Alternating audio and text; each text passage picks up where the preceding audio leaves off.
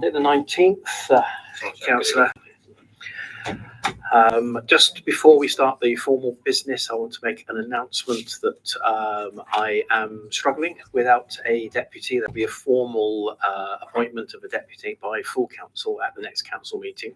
In the meantime, I'm informing you that I've invited Councillor Fashion to assist me just in the few weeks that we have before then. I just asking you to note that fact, and obviously there will be a proper vote for the new vice as and when the time is appropriate within the next council meeting. So we're now moving on to this meeting this evening. The first item on our agenda is apologies. Can I ask if apologies have been received? No, Chair. No apologies have been received. There is an attendance sheet for those members who are here. I'm grateful for your attendance. We're now moving on to item number 2. You have in front of you the minutes of the meeting of the 25th of May. I want to have those approved. So first of all, I'm asking, are there any comments about the minutes as given to you? I don't see anybody with any of those. I'm therefore asking for a vote of approval for those minutes to go into the record and for me to sign them off. Thank you very much. Councillor Jobson seconding that proposal. Those minutes are approved and signed accordingly. We now move on to declarations of interest. I'm reminding you that if anybody has got any declarations of interest about matters which are being discussed tonight, you should make it clear to us now. Does anybody have any pecuniary interest they wish to declare or recluse themselves? I don't see anybody. Okay, so we do move on to the access to information. Yeah, sorry, Councillor Handiford.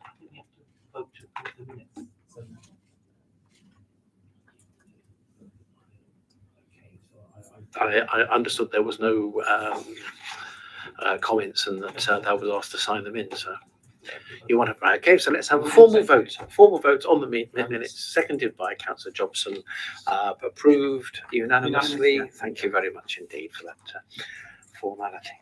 But right, okay. So item number 4, exclusion of the press and public. I don't believe that there is anything in the matter that we're discussing tonight which needs to be in camera, and therefore we will proceed on to item number 5 on the agenda, which is the planning application for land northeast of 371 Topsham Road, Exeter.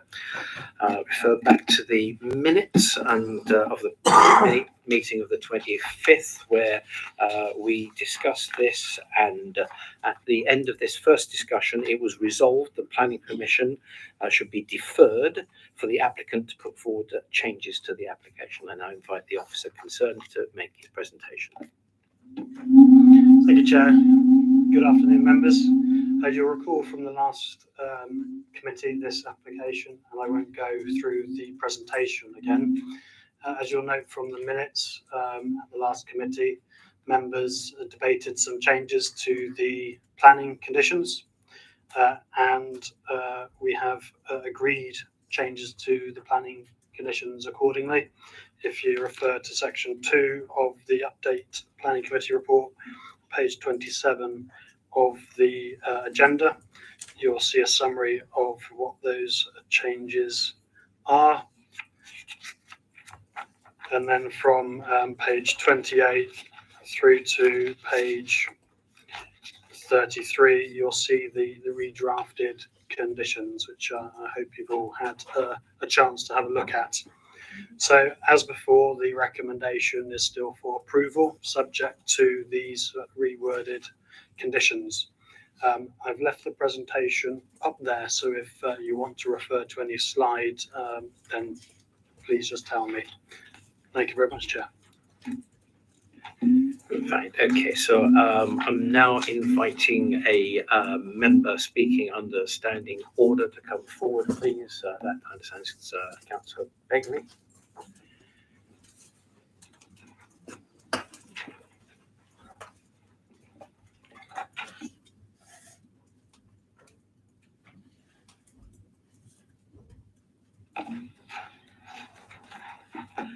Hello. This is quite a long statement, and it comes from a member of the campaign group, Jill Barnes. But considering there were around about 340 people objecting to this application, I think it's important that I amplify that voice. So I'm going to read it in full. When we left here after the last planning meeting on May the 25th, we were incensed that a 7-5 vote rejecting the case officer's recommendation was surprisingly called, quote, undecided and deferred by the chair, although it had definitely been rejected. We were then amazed, to put it mildly, that the officers offered the golf club an opportunity to improve their plans in order to make them more acceptable to the councillors. We left here believing that Mr Gannon would return today with these amendments after consultation with Natural England, as it is mandatory for them to be included in all discussions throughout the planning process. We hear that has not been the case. Apparently there has been no contact with Natural England, RSPB or Devon Wildlife Trust for these amendments. These important organisations have been totally ignored this time, as the community were too, yes, all 340 of them. The golf club have been allowed to submit amendments without any consultation, and we learned that they have already returned with their additional information to the officers, where all the changes have been agreed and the application accepted. What is going on? Can you hear 340 incensed voices behind me? Of the 7 issues the club were asked to improve, only one has been completed, namely the banning of herbicides, pesticides and fertilisers, as these chemicals cause many problems, especially the glyphosate that is in use on Exeter Road, but about to be banned by DEFRA. The second issue of opening and closing times was incomplete, but the times to commence were basically as agreed. Weekdays opening is agreed at 9:30 a.m. to avoid the number of cars on the road.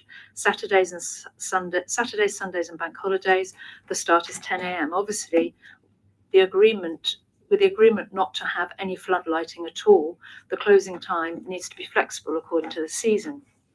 We ask that this be discussed further, as 9:30 p.m. in the summer months is far too late when the adjacent houses have school children and babies trying to sleep. We propose 8:30 p.m. weekdays as a compromise. Weekends and bank holidays, the times are reasonable at 8 p.m. Having said all this, it would seem more preferable and less confusing to the golf members if the times were set at the same hours as the existing driving range, as the residents committee suggested, and this would have saved time instead of continually discussing the whole issue. One other query needs confirmation, and that is the times the machines operate. There are the ball collecting and grass cutting machines. We are assuming it will be in the hour prior to opening time, so weekdays 8:30 a.m, weekends and bank holidays 9 a.m. at the earliest. This needs confirmation by the club in writing, as does weekday closing throughout the year. To agree, it will be 8:30 p.m. at the latest. Sadly, the other issues were undecided. No border management plan has been drafted. The monitoring method to ascertain any increase in biodiversity is not evident. The colour of the actual building has not been confirmed. Interior lighting and the oversized car park are other issues that need addressing, as does the archaeology assessment. Without these, there can be no progress. There has not been any clarification on noise or the required noise assessment that should be considered in the context of this field being protected for its tranquility. If you wish, check gov.uk, guidance noise, July 22nd, 2019, in Gov.ul paragraph 8, under normal circumstances in an area of tranquility such as this, there is no disturbance at all by noise from human resources that would undermine the intrinsic character of this area of the park. It is in fact one of the most secluded fields in the Ludwell Valley, more so than anywhere because of its lack of access. There is no access to walkers, runners or canine intrusion. The wildlife is completely undisturbed. It is a positive soundscape where natural sounds such as birdsong may be many protected species, sparrows, starlings, blackbirds, the thrushes, plus green-listed jackdaws and ravens thrive. All the birdsong is more prominent than any other background noise. This field provides peace and quiet alongside the adjacent community orchard field, where there are seats to enjoy this continuous tranquility and peace. No noise at all.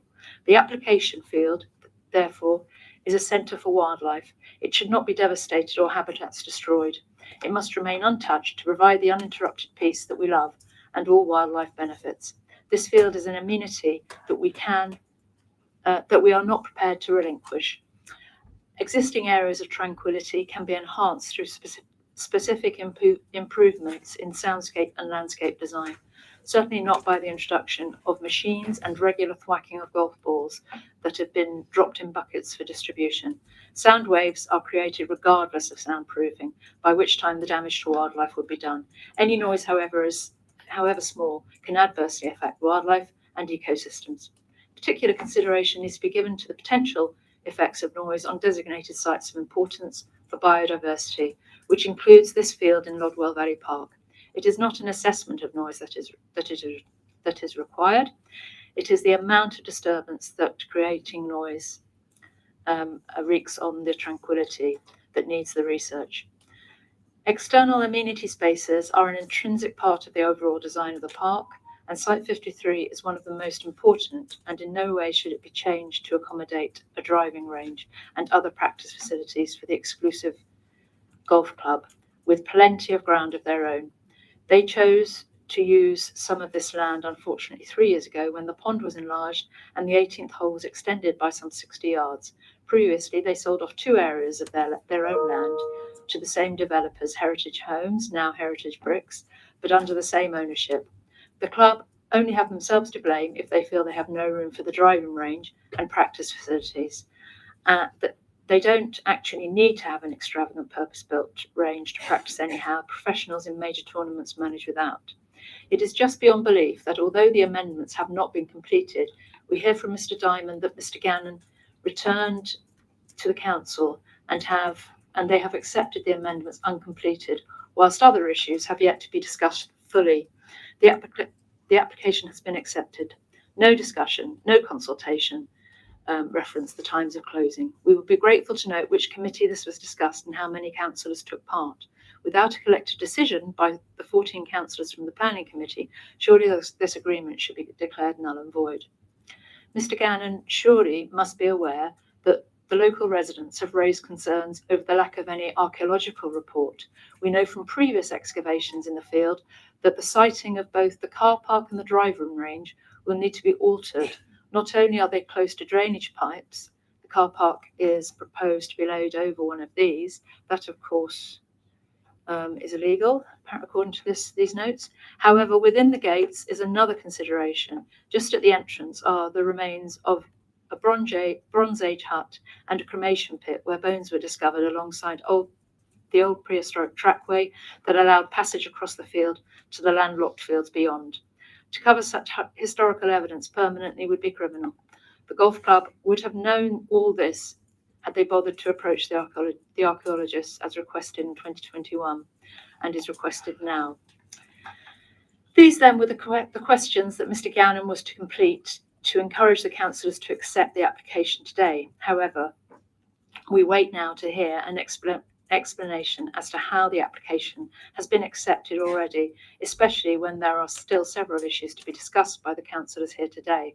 However, before we ask Mr. Gannon to explain, there is some information that we have only just discovered, which will change our perceptions completely. That is, the revised Exeter local plan will be published later this year. It has retained LS1 that has been referred to as being out of date. However, it will include that policy that the golf club continually believes justifies their application and presence in this valley park. They consider their plans are in the category of informal recreation that is allowed in the valley parks. Did anyone from the club bother to refer to the list in the leisure section of the local plan? Has anyone seen that there is a list of informal recreation and that the local plan permits, which I will read now? Under leisure section 7.7, the list categorically states permitted recreation in the valley park as follows: 1, walking; 2, running; 3, cycling; 4, riding; 5, enjoyment of landscape and wildlife; 6, picnicking. At no point are any ball games allowed.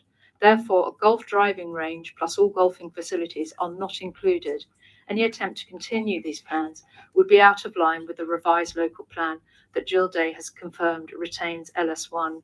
The revised plan is not all new. It will retain much about enhancing the value parks and getting the balance correct between the aims of conservation and leisure activities. Surely it follows that in the application is of no consequence. The golf club have been misled into thinking a driving range is permitted. It's not, as no ball games are on that list. Refer to local plan. If the agent had bothered to examine the policy further, he would find that informal recreation in the Valley Park is limited. There is no mention of organised sport or any ball games. Therefore, this prohibits a golfing centre as proposed by the Exeter Golf and Country Club. All Valley Parks are within these rules and will continue to be when the revised local plan is published. Therefore, it will not be out of date, but carry considerable weight in determining this planning application. There are other issues that I would stress, but there seems little point now in mentioning discrimination and the right of people to privacy and a family life without interruption. Maybe it's also pointless mentioning the geo-environmental report of 2019 that mentions the asbestos contamination within the field.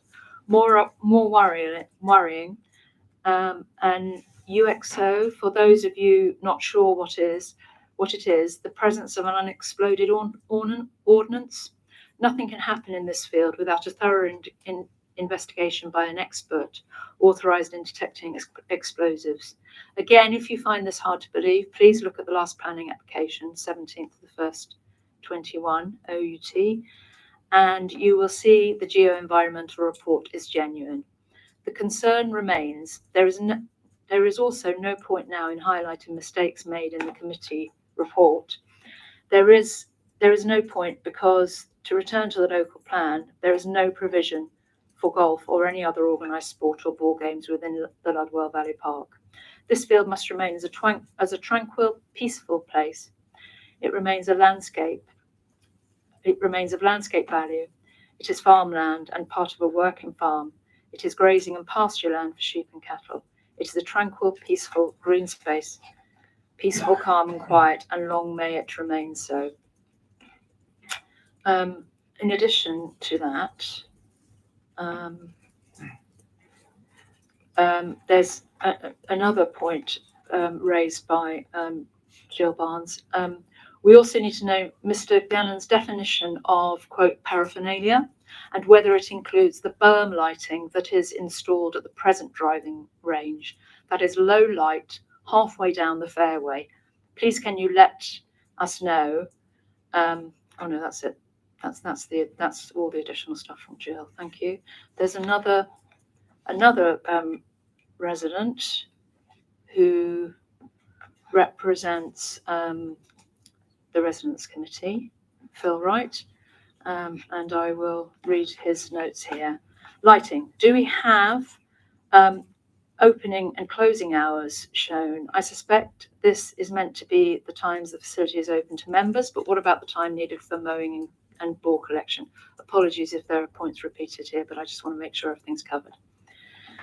Opening hours, the facility will be open daylight hours only and when daylight allows, not outside of 9:30 a.m. to 9:30 p.m. Mondays to Fridays and 10 a.m. to 8 p.m. on Saturdays, Sundays and bank holidays. Reason to prevent the need for lighting in the interests of biodiversity and the interests of local amenity. And border maintenance and landscaping. Residents need to be involved here. At the initial meeting with Mr. Gannon and Jones, we promised a link to the golf club. We were promised a link to the golf club so we can address any issues. We have heard nothing since, other than that it was mentioned at the planning committee that residents should be consulted, which is why I'm staggered that we have not heard anything. If the plans are agreed, I will seek to set up a link that will provide residents at the top end of Tollards Road and any other interested residents. And furthermore, on lighting, it seems there'll be no exterior lighting of any kind, so it'd be good if that could be confirmed as well. Thank you, everybody, for your attention. Thank you very much indeed, Councillor. You can sit back now.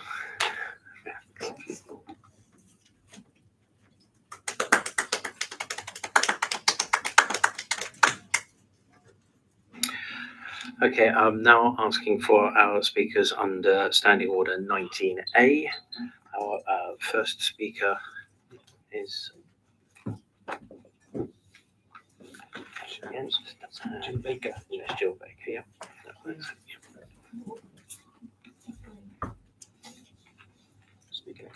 Right.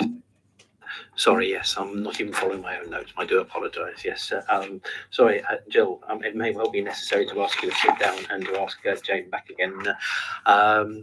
Members, I'm sorry. Are there any questions that you would like to put to Councillor Begley about the presentation that she's made?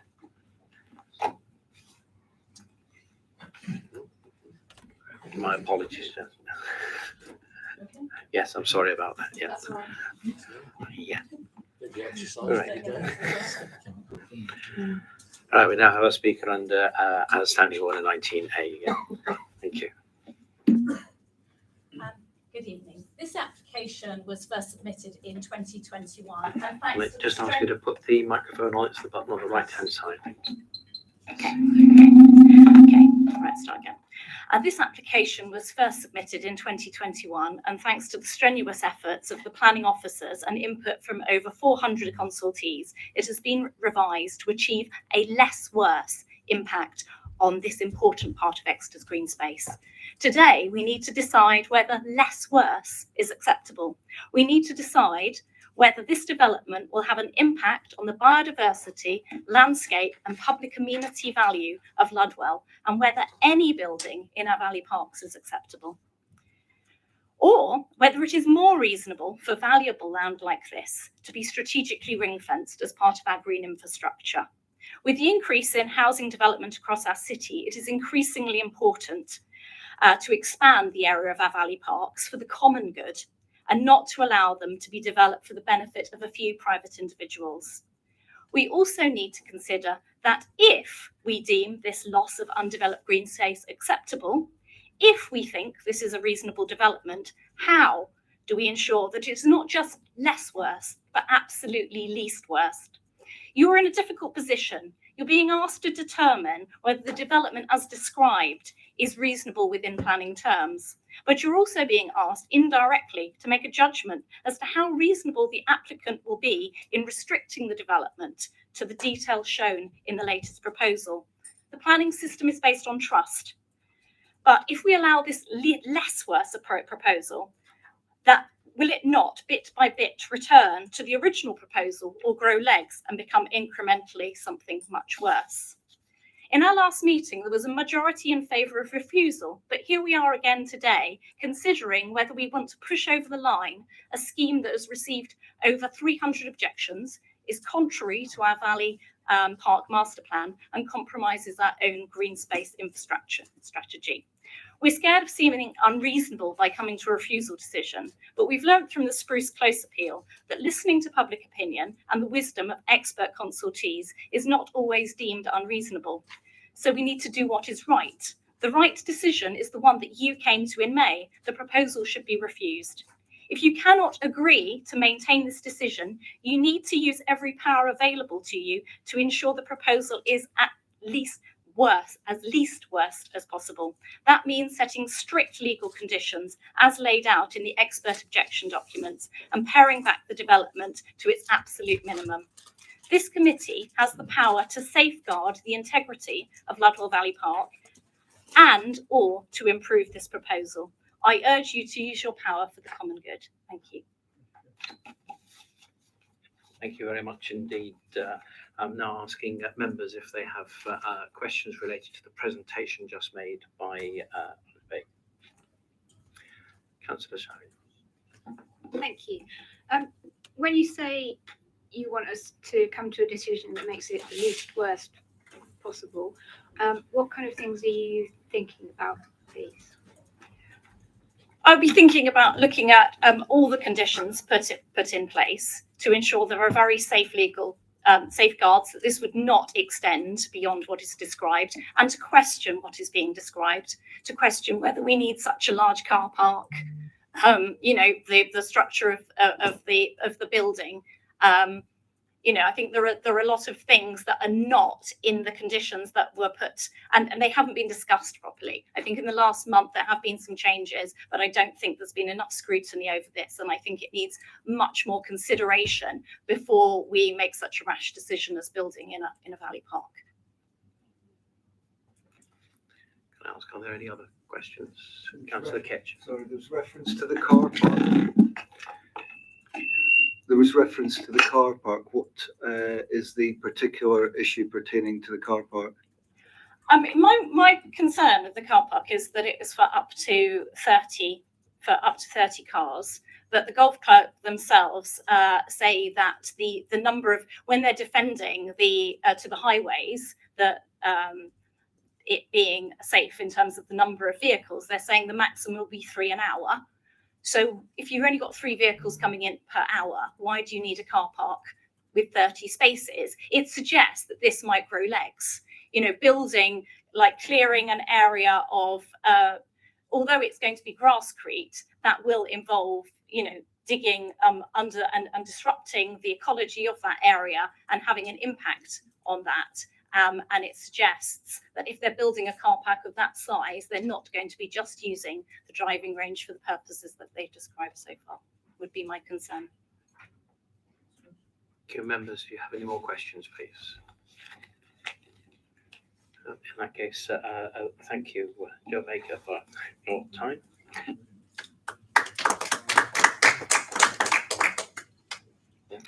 Okay, so our next speaker is speaking in support of the application, and that is Mr. Will Gallant.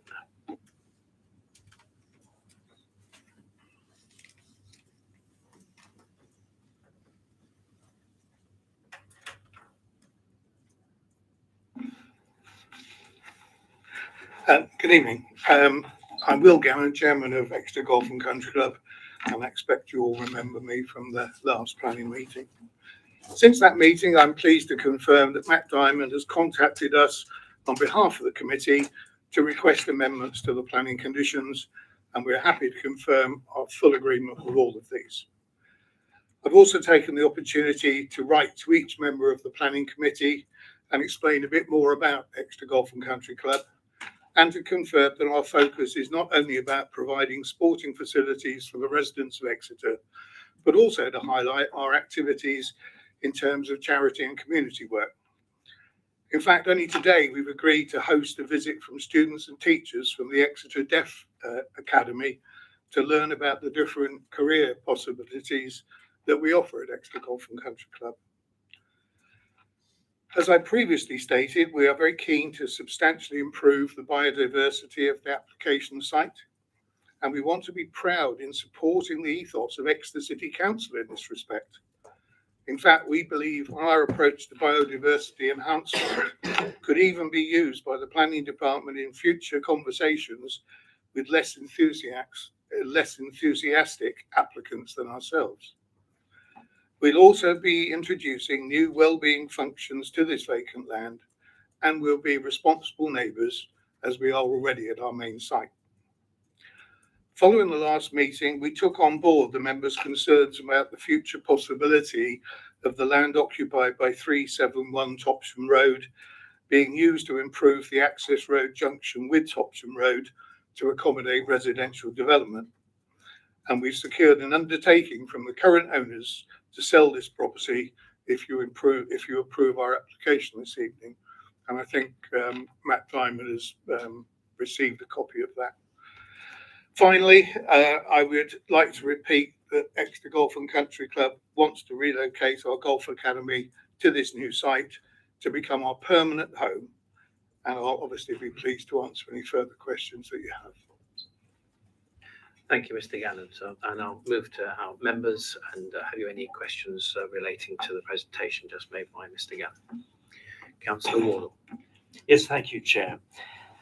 I'd just wonder if you could clarify in relation to the proposed opening and closing times, when the tasks of grounds and so on will be done. Would they be done before the official opening time and afterwards? I mean, I think, people are concerned about movements outside of those times. Can you clarify that, please? Absolutely. We'll be actually doing any maintenance of the ground using electric mowers, which are actually very quiet. In fact, they won't be heard. We're going to be doing noise assessments for everything that we're going to be doing there, which is already a condition. And we will be generally operating all our functions, collecting bulbs and everything within those opening hours. Right. Okay.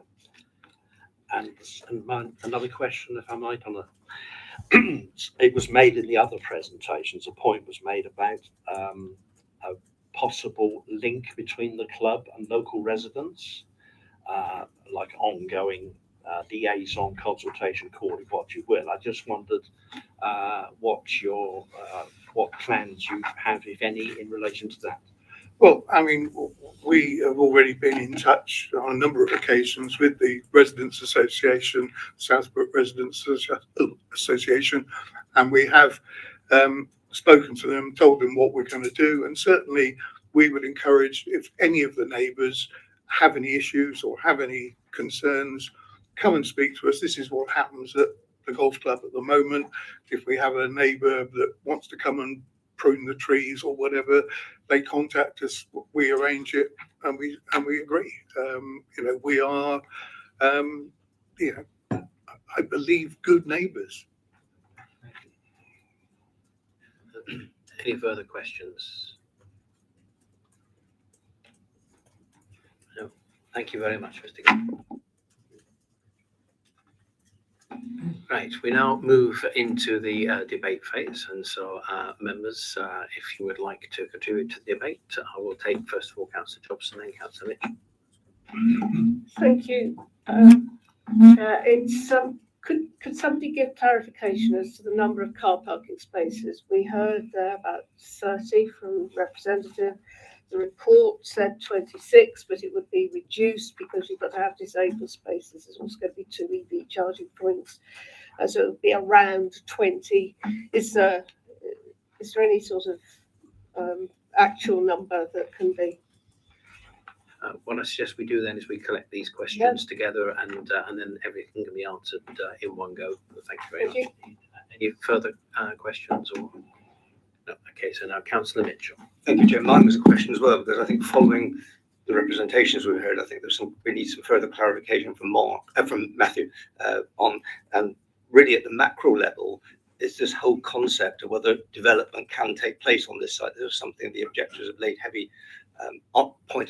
heavy point of their argument in regard to local plan, etc., etc. And I notice on page 35 you give a viewpoint on that. I just wonder, I think it would be helpful to the committee if we could have that point clarified at some stage, what the status of a development on this site is, whether it is permitted or not permitted, as far as he is concerned, in the light of what was said by the objectors, because that is to me a major issue to start with before I clarify what actually is on the site. Through you, Chair, just to address that point, there was obviously reference to some background text to the old local plan about what informal recreation entails. Obviously, since then, as a council, we've adopted the core strategy, which has policies, the key policy being CP16, and that refers to recreation being allowed to take place within the Valley Parks. And the background text to that policy within the core strategy, which is the more up-to-date plan, it was published in 2012, not 2005, is that includes formal as well as informal recreation. So in relation to that point, members, I would advise you to read section 16.1 of the original planning committee report, because it is all laid out there. So moving on for other questions, Councillor Miller. Thank you, Chair. Just a point of clarification for the officers. We've had some concerns from residents about, this application growing legs, and that they're worried there could be changes made. Point of clarification is, my understanding is they'd have to come back to planning if any changes were made to the application. So I'd appreciate an answer on that. Yeah, absolutely. if this applicant wanted to sell the site and give it to someone else, and they wanted to do something else on the site, if that constituted development, they would need to submit another planning application. If they wanted to make changes, it would be subject to another type of planning application. So all you're being asked to do this evening is assess the planning application in front of you. There was reference to berm lighting. Berm lighting isn't shown on the plans, so you don't need to worry about it. Can I say then, if you're taking the questions individually, that we return to Councillor Jobson's question, please, and we have a confirmation of the car park numbers. Yeah, again, I would refer you to section 16, 3 of the original planning committee report, section on parking. The application includes a car park that states it'll be up to I think 30 spaces, but the site layout plan shows there were 26 spaces. It doesn't show any disabled spaces, so the Sustainable Transport SPD will require an element of disabled parking as well as cycle parking. Those would be provided within the car park, so it follows that the number of spaces will reduce. But we don't see the car park as causing any harm in terms of its impact on the character of the Valley Park, in terms of its positioning, its size, in terms of views from the publicly accessible parts of the Valley Park. It's basically hidden behind the building. I'll go to Councillor Shavin first and then Councillor Hannaford. Thank you, Chair. Again, a point of clarification, really. One of the things raised by the residents was concerns over the archaeological findings, but I see in here that it says no development will take place until a written scheme of archaeological work has been submitted. So does that mean that they have to have a proper look at that before any work can commence? Thank you. Again, through you, Chair, yes. I mean, that issue that was raised in the comments for Councillor Begley, it's perfectly normal to condition that technical issue, and that is the advice of the council's heritage officer. Likewise, the noise assessment. The council has environmental health officers who are noise experts, so they are the ones that have advised to condition that aspect. It doesn't need to be dealt with as part of the the pre-approval stage, so it's quite normal to add these types of conditions, and that's the advice of the council's professional officers. Councillor Hannaford. Thank you, Chair. Page 67, 17, the opening hours. It was the issue that was raised by Councillor Begley in the statement, in terms of the weekdays and the hours up till 9:30. And I think there is, a valid concern, particularly with small children having to go to be put to bed and get up. What noise assessment has been done? Will it really, but the applicants have said that they're using equipment that is quiet, so therefore, what is the balance in the officer's view on that? Because if something is going to be noisy, I think 9:30 for children being put to bed early on school nights is a concern. But are we saying actually the equipment that's being used will actually not impact and the noise won't be sort of detrimental?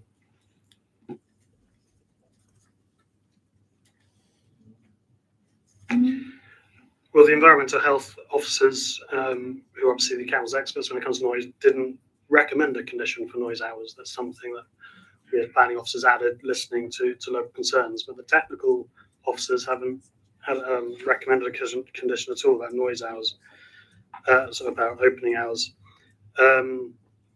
They've recommended a condition to submit a noise impact assessment. So that will need to be carried out before the development is implemented, and that might include further mitigation measures. If there was deemed to be a noise impact that would be so significant on residential amenity. But members must remember, this is an agricultural field where agricultural processes can lawfully take place now. So I've had at least one comment about being woken up at 6 a.m. by tractors going across the field. So that is something that members need to remember. It's not a site where nothing noisy can currently take place. In fact, agricultural processes can be very noisy themselves. Councillor Wardle, are you coming back on a different matter now? On a different matter. Yeah. Different matter, if I might, Chair. One of the objectors mentioned a geo-environment report of 2021, I think it was, relating to asbestos and unexploded ordnance on the site. Just wondered, is that so?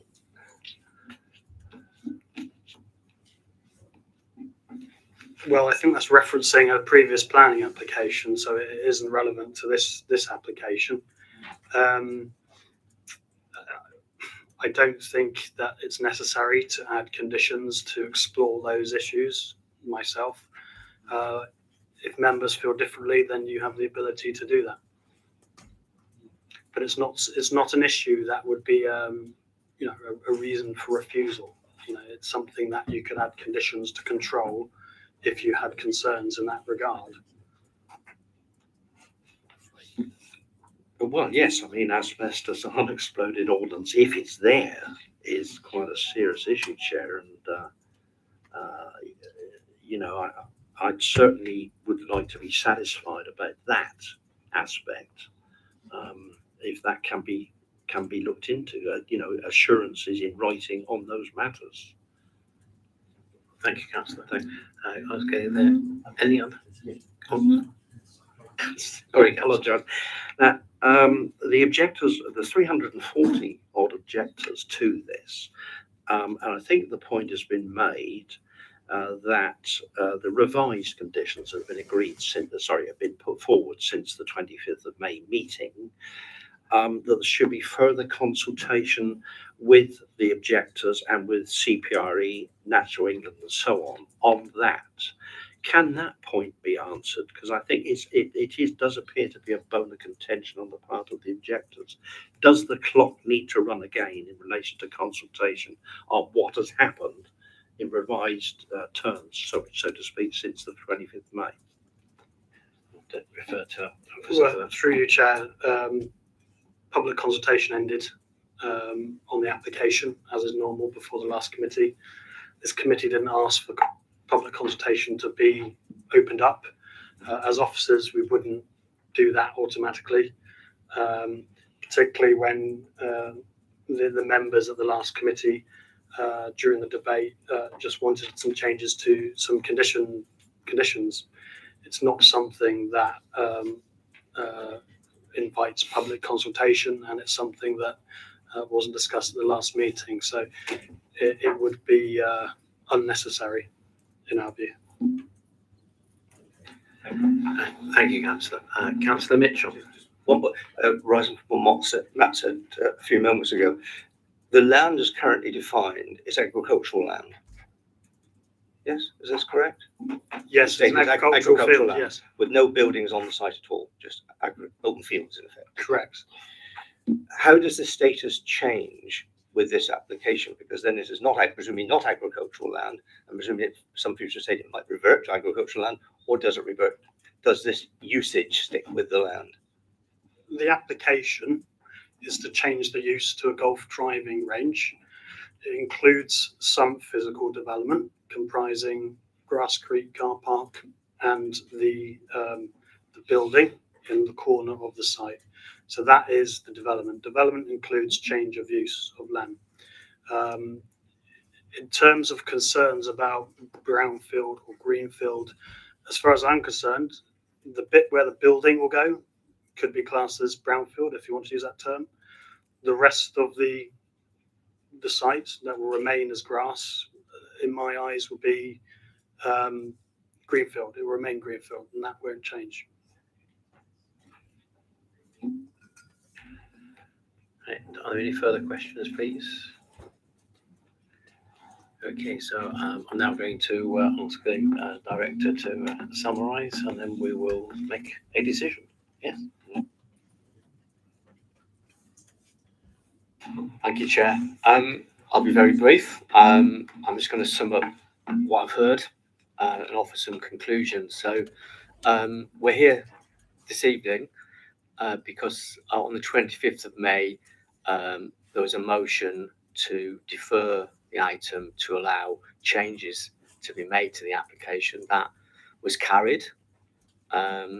Since then, we've taken note of what the committee asked for in terms of consideration of additional conditions, and my team have drafted a series of new conditions to deal with all the issues that you asked us to consider. There's been some discussion this evening around the status of the local plan.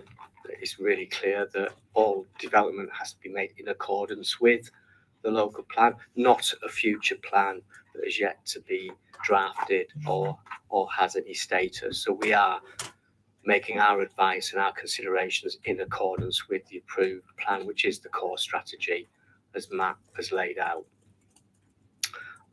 Final thing is that there's one area that you've raised this evening around an additional consideration in terms of conditions. That is in relation to possible presence of asbestos or an unexploded ordnance. If the committee is minded, and if you're asking us, we can add a further condition that would explore that through a desktop survey. I would suggest, see if there's any possibility, reasonable possibility of those issues being present. And again, that could be carried out before development commences, as with most of the other conditions that we're suggesting for your consideration this evening. Thank you.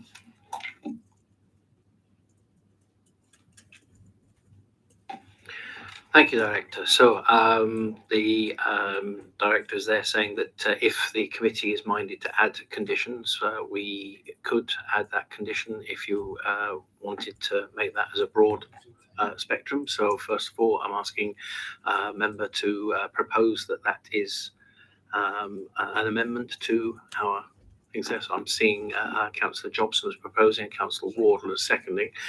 I'm now moving to a vote on the motion that we accept the. Sorry, Councillor Ketchum. No, we've had our opportunity for discussion. We've had a summary of events now. Now it is your decision as to how we move forward to this. What we have got is I'm proposing from the chair that we accept the condition, the change of conditions, and that the application is approved. Okay, this is a simple yes or no vote, and depending on the outcome of that vote depends on the next sequence of events. Okay, so I'm on Councillor Williams. Sorry, Chair. I'm sorry, the impression we just had questions during a non-actual debate on that particular thing. Questions to Matthew on that particular. We haven't had a chance with each other to debate where we are on this application.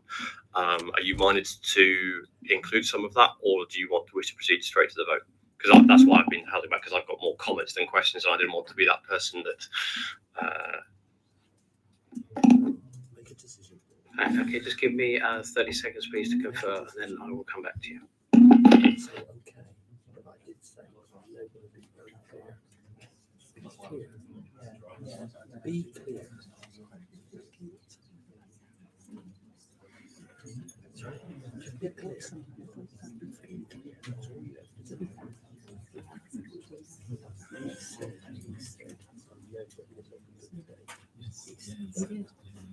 Right, okay, so yes, indeed, if you wish to have a debate effectively amongst yourselves, it will be via me. I will be taking your interventions, and you can then put things up. But I do want us to try and avoid a 10 o'clock finish again, whilst at the same time giving this matter its proper gravity, consideration, and time. Okay, so yes, we will allow that time. So, Councillor Williams, you indicated that you wish to make some comments. Thank you, Chair. And it's precisely because of the I think because we want to get this right, and I wish to do that and to balance the application that I made the comments I just did. I think that having heard and in balancing it, and it is a balancing act, is it not? That when we hear the concerns of residents, and I listened attentively to what both Jill and Councillor Begley said, that there are a number of these conditions where and the concerns that were raised that have been addressed in the actual report that we've heard and had submitted and that Matthew presented to us.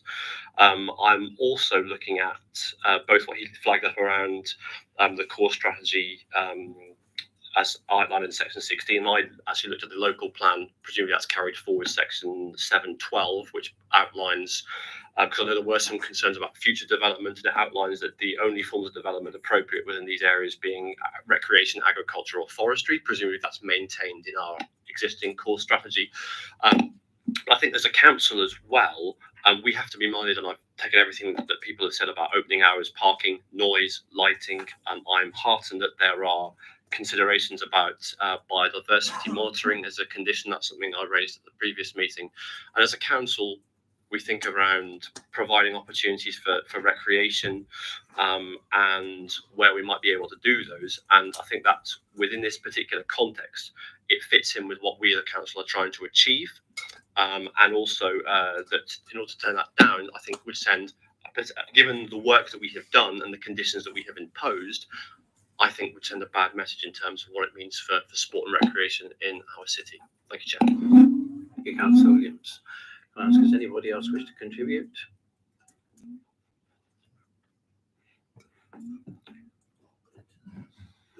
No, okay, so thank you very much. Seriously, Councillor. I was having a debate with myself. Thank you very much, Chair.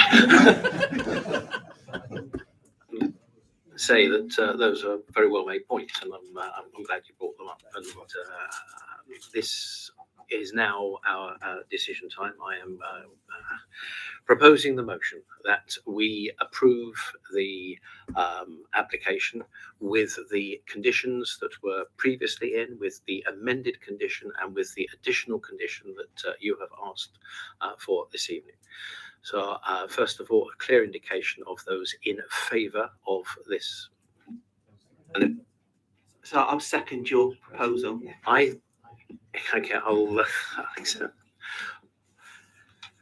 have a talking camera about. I thought I could propose from the chair, and I didn't need a second for appropriate. I'll reread the standing order then. The standing order doesn't actually say that, but okay, we'll talk about it later. Right, okay. I have proposed it. It has been seconded by Councillor Hannaford. I'm now calling for a clear indication of those in favour, please. Please raise your hands. 8 in favour, Chair. And I would see those against, please. 4 against. Are there any abstentions, please? No. Okay, so that's been carried, and we can now move on to our next item on the agenda. We're moving on to West Park, University of Exeter, the Stocker Road site, and sorry, right. We'll just see whether we need a change of things there. So I'll actually propose a 5-minute break. Okay, 5-minute break. Glasses of water or whatever.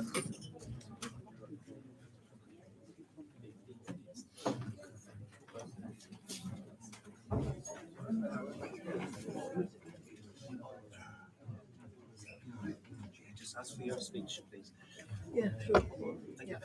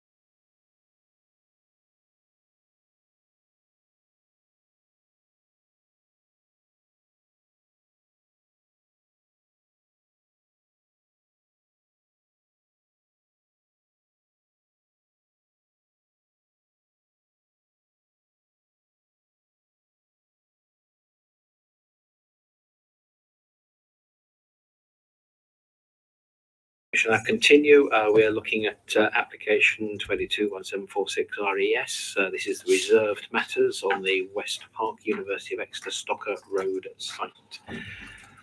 I've now got two our standing order speaker under standing order of officer presentation first. Sorry, right. That's Catherine. Catherine, sorry.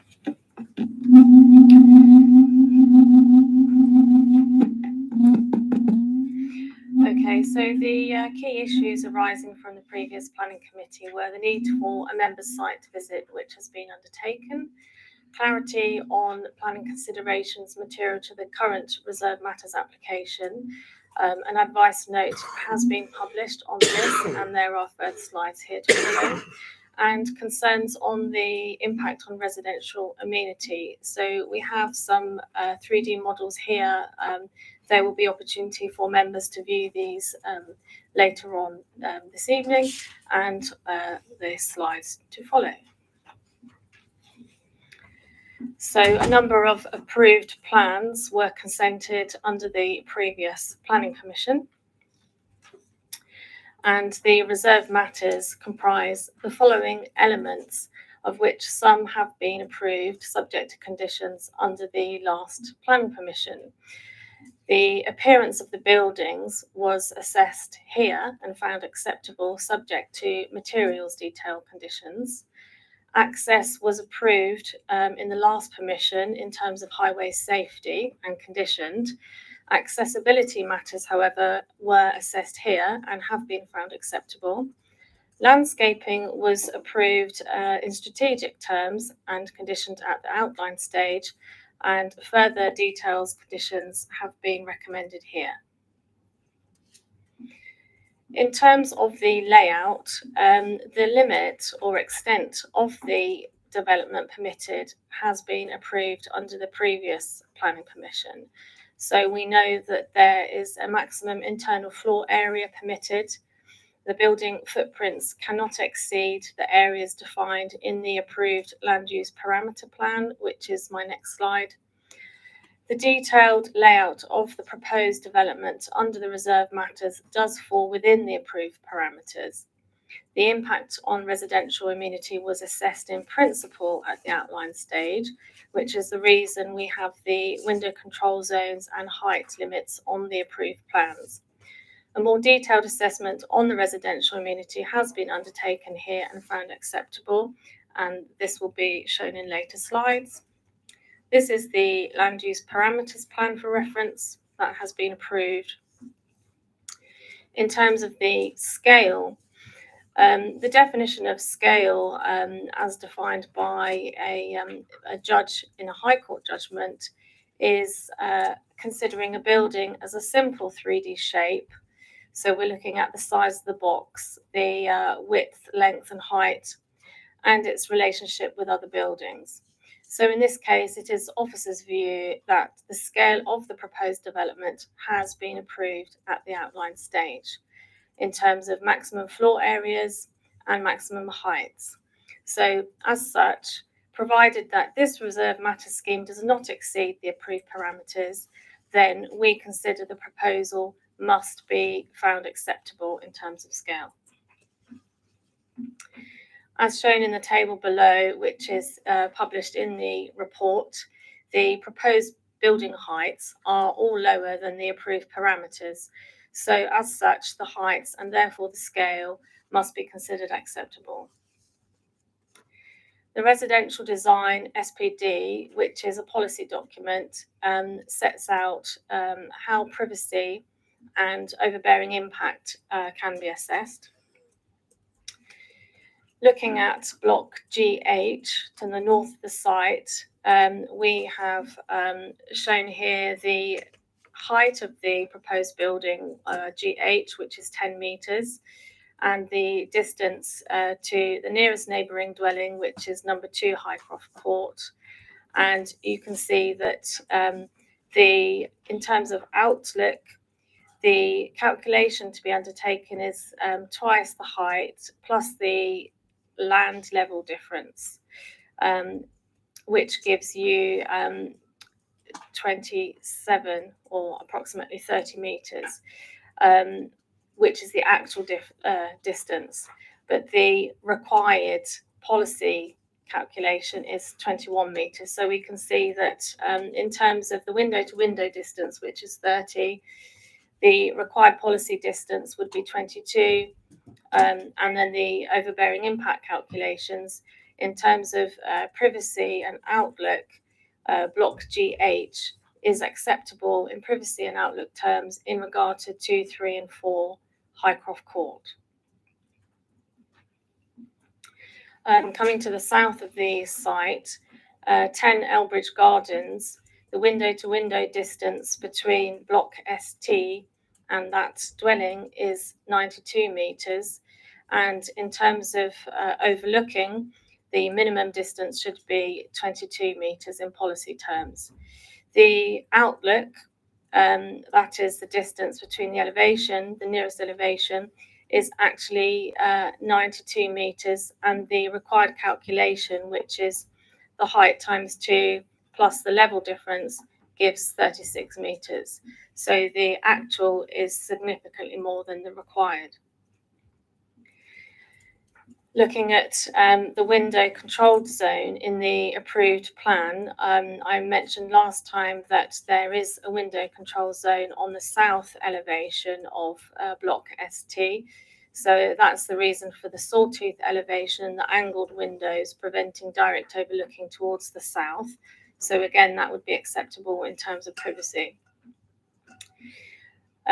You've got 3 dwellings on Lodge Hill close to the south boundary of the site, and number 32 Streatham Drive. So all the figures are set out here, which show that the separation gaps do exceed our policy requirements, and therefore, although we do recognise that the outlook from these dwellings would change, this would not be considered to amount to harm in policy terms. With block CB, no window control zone was considered necessary during the previous planning permission. There is a nearly 60-metre separation gap to number 27 Dunvegan Close, and there is considerable screening from vegetation. We've got the section here that shows the residential SPD minimum window-to-window distance, again, is 22 metres, and in here it would be nearly 60. Taking twice the building height plus the land level difference gives you 42 metres. So again, you can see that in policy terms, it would be acceptable in terms of privacy and outlook. And this was the planning balance I explained at the last committee, so I won't go through that again. Thank you, Chair. Thank you very much. I'm now going to invite questions to the officer relating to the presentation just made. Councillor Hannaford. Thank you, Chair. At the last planning meeting when we discussed this, the issue of the safety to students came up in terms of the pedestrian access, the layout of the roads, the pavements, etc. And on pages 86 and 87, there are the concerns there again about numbers of students being forced into the road, about accessibility, etc. And clearly, if we are minded to grant this evening, there will be a substantial increase, Chair. So it's just really to get the officers feel about the safety, particularly the pedestrian safety of students going in and off the site, and the interface, and particularly the concerns that seem to be ongoing about potential accidents or even fatalities with vehicles and those students. And I think, if we are going to be minded to increase the volume and the density of the development, and there are problems now on those areas allegedly, has work been done and consideration been done to mitigate those concerns? So access was considered at the outline stage, and highways have approved it, and there are conditions attached to the outline permission. So I've raised the matters again with highways, and they have said that they have not changed their opinion since the last permission. the uplift in students on an existing site of student accommodation is not considered significant, and they are not going back on their original assessment that it was acceptable in terms of highway safety. Okay, thank you. Councillor Jobs. Thank you. Can you just clarify whether the reserved matters would include an ability to seek a change of direction of a building? So if a building is going east-west at the moment, can it be asked to go north-south? I mean, it's the same building, but just facing a different direction. Well, at this stage, we're assessing what is in front of us.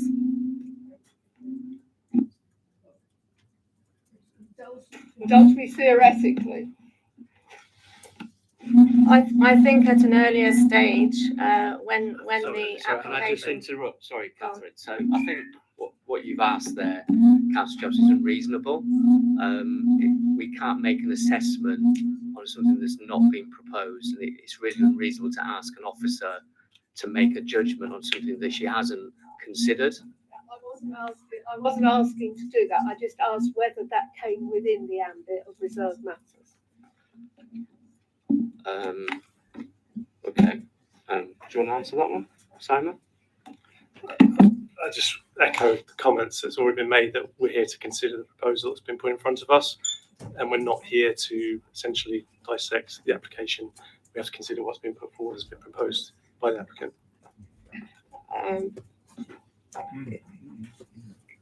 Another question, two other ones, is I think it's building ST that overlooks Elmbridge. It's got a sort of green space in the front of it. Is that now going to be as green space only and not used for delivery vehicles, which was a suggestion at an earlier stage? Sorry, Councillor, when you say the in front of it, The bit that overlooks, if you go to I think it's ST, it's the one that overlooks Elmbridge. to the west. Yeah, as it overlooks Elmbridge, you've got it's a sort of double L shape. Yeah. So in the original plans, there was an access road and footway approaching the west elevation of that building, but that has been omitted from the revised plans because of the applicants were, in response to feedback from the local community. So just for clarity, there will be no traffic at all that can go along the front of that building that can be seen from Elmbridge Gardens. I think off the top of my head, they can access all the way around the building, which they need to for fire and emergency type stuff. But I can't remember off the top of my head exactly where the deliveries will be going to. But I would say that most of the traffic would be to the north east corner. Okay. Finally, if I may, just one more, and that is it possible to put a condition on any of these buildings, particularly possibly SD, T and GH, that they are not allowed to be used for commercial holiday purposes during vacation time, that they are only to be used for student accommodation? I don't know whether that would be considered reasonable. Yeah, I have to defer. You'd have to give us a reason why, what harm that is mitigating. The harm that it would mitigate would be that the residents would have at least a number of weeks in every year when they would know they're not being overlooked. They could sit in their gardens, they could enjoy themselves. So my view on that would be that would be an unreasonable condition. If you're saying that there's an impact on residential amenity that you're not happy with, that's part of your consideration, but that doesn't offset a period where there isn't that impact. This development that's in front of you is either acceptable for you or it isn't. I think if we try to sort of look at conditions that prevented a very similar use from taking place at various parts of the year, I think that wouldn't meet the tests that are required for conditions. Don't know if you want to comment further on that. No, I agree. I think we can say that the development before us is for student residential accommodation. That's what's in front of us. Yeah, thank you. And that could include summer schools, that sort of thing. Which is quite common. I'm talking about the commercial letting as they do with Holland Hall on the Holiday Hotel market. Thank you, Councillor Dawson. Councillor Mitchell. Thank you, Chair. Could I take us back to the, if you could give us a little bit of guidance on the parameter plan? Right. This was sanctioned at the outline stage. This is what is proved here, which shows a layout with a number of buildings on it and suggested heights of those buildings. Correct?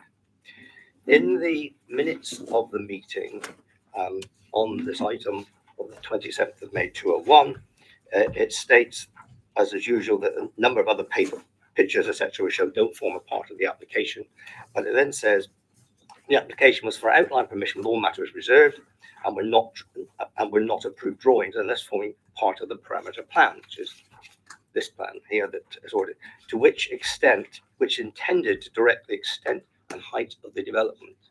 So could you take us through what changes have taken place by you as officers since this one was produced in 2021 to see what impact you've had on the height, etc., of these buildings? I think this brings us back to this point about what powers you have got as distinct from us as officers to bring about changes when we appear to have quite a detailed document. So, with respect, Councillor Mitchell, what you're attempting to do there is take us back to 2021 and reconsider what was considered by that committee in 2021. The minutes are very, what changes have you introduced since that? So the minutes are very clear. Your job, the committee's job this evening is to consider what is now in front of you. If you've got issues around that, that's for your consideration, but it's not to go back over and unpick what was done in 2021. So are you saying that this was the agreed plan and layout agreed by that committee, of which Councillor Hamford and I were the only two attending? That was it, effectively set in concrete at the outline stage. So firstly, it's not relevant in my view as to whether which member of the planning committee is still present on this committee. That was a decision that was taken in 2021. You've heard the officer's explanation of what has been approved, what was approved as part of the planning permission in 2021, and in regard to those parameter plans that you've heard. So just to add, this slide shows that this is the approved heights plan, which are maximum heights, and that the reserved matters has changed in the sense that the heights have come down. This is what I was trying to get you to explain to us, how it has changed since. So the reserved matters because the approved plans are maximums. So therefore they could have given us anything up to the maximum, but they've given us something which is less than the approved heights. That was informed consultation. That's right. And with the community engagement they undertook independently. Second and final question, Mr. Chair, on this one, we can get through it. The contention for the local residents are two specific blocks, which we're quite aware of. If I get my glass and a small print, I can tell you know which two they are. The one on the hill in the old reception area. One in the proposed height of 6 on the original plan, and the other one of 4. Right? Could you outline what dialogue's taken place with the university in relation to the concerns raised by residents, please, and what their reaction was? So if the question is about the number of stories, the applicants have gone by the approved height parameters and land use parameter plans, which do not specify stories, because within the context of the site, which is very hilly, you have some areas which have got a story which is excavated. So that allows them a certain degree of flexibility within the maximum parameters. So, but as we've already said, they have not exceeded the approved plans. So that's why officers feel that we should find those aspects themselves acceptable. So to just follow up on that, Chair, on the parameter plan, the one on the hill is quoted at 4 stories, and the reception area, replacement of the reception area is at 6. And these seem to be the major concerns of the residents in the area to the height of these. All I'm asking is, what dialogue, has any dialogue taken place between us as an authority and the developers in regard to reducing those, and what was the reaction to that suggestion or proposal from the residents? That was undertaken at the outline stage, so I've not been involved in that, because that's a planning application that's been granted. Can you switch your microphone off, please, Councillor Mitchell? Thank you. Right, asking for any more questions to the officer before we move into our series of speakers. Okay, I'm now calling for our speaker under Standing Order 44 on this matter, which is Councillor Pearce.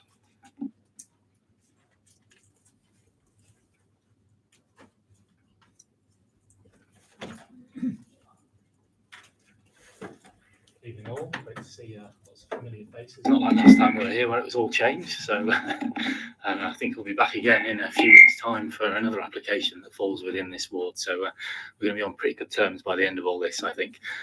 Just want to start with, in a similar manner to what Councillor Begley did earlier on, I've got a statement that's been submitted to me on behalf of some of the residents, which I'd like to read to you in full now. It largely addresses some of the points that have gone on previously at some of the outline stages, and some of the discussions that may or may not have taken place since that time, and pertains to reserve matters application that is here in front of us today. So some of it's really useful history, and some of it is about what we're doing here today.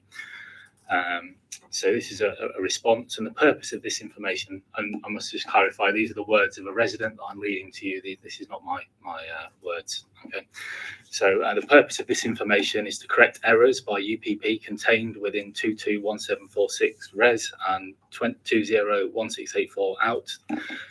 The information submitted by UPP has many important facts in error, and local residents agreed these should be corrected in order for the committee to be able to reach an informed decision with the correct facts. This includes during all of the last 3 years since the outline planning permission process started. Number 1, and this is the height of block ST, which initially was block B1. This height has never been 6 stories. The most recent update that was sent out on the 16th, which I hope you've had time to consider. I know it was only a few hours ago, really. Maybe we're stretching into days now, but it was certainly hours ago. Suggests in there that it was originally 6 and then was reduced to 4. That is not the case. It's always been shown as almost all 4-storey, with a reduced 3-storey on one small end portion. Many residents objected about this being 4 stories during the outline process, and they still are today. The number of beds since outline has not been decreased from 182 to 134 if facts are checked. The residents' view is that this started as 134 before outline was passed, and has increased to 155 beds currently. The next point is around separation distances between blocks and houses. ST to Elmbridge Gardens house has a claimed distance of 92 metres. When measured, it was actually 89 metres in total from building to building, as 39.5 metres of this distance was on the resident's property. It means that the distance from property to the new building will actually be 49.6 metres. And this is really, really an important consideration when we're thinking about the amenity of those gardens and those people's properties, because a big tranche of their garden is now going to be much more impacted than what it is currently. Okay.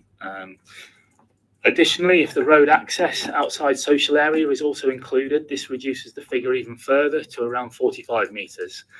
This speaks to the point Councillor Jobson was making earlier in her question, with lots and lots of vehicle access, people coming out to collect Deliveroo, taxi drop-offs, shopping drop-offs, people sitting out on lovely sunny evenings like this, as we seem to be getting more and more of them earlier and earlier in the year. Something's going on with the climate there, but that's not a consideration for you guys. The next point we've got is number 3. So there were 26 paper objections / feedback forms sent to the developers in December 2022. These were not summarised in the UPP statement of community involvement as stated by UPP, or passed to the council as promised, or considered as part of the planning process, and as such are not on public record for anyone to see in the planning documents, as has been stated. They were completely ignored and buried by both UPP and the council representative that also refused to add these to the planning portal when given separately again by residents.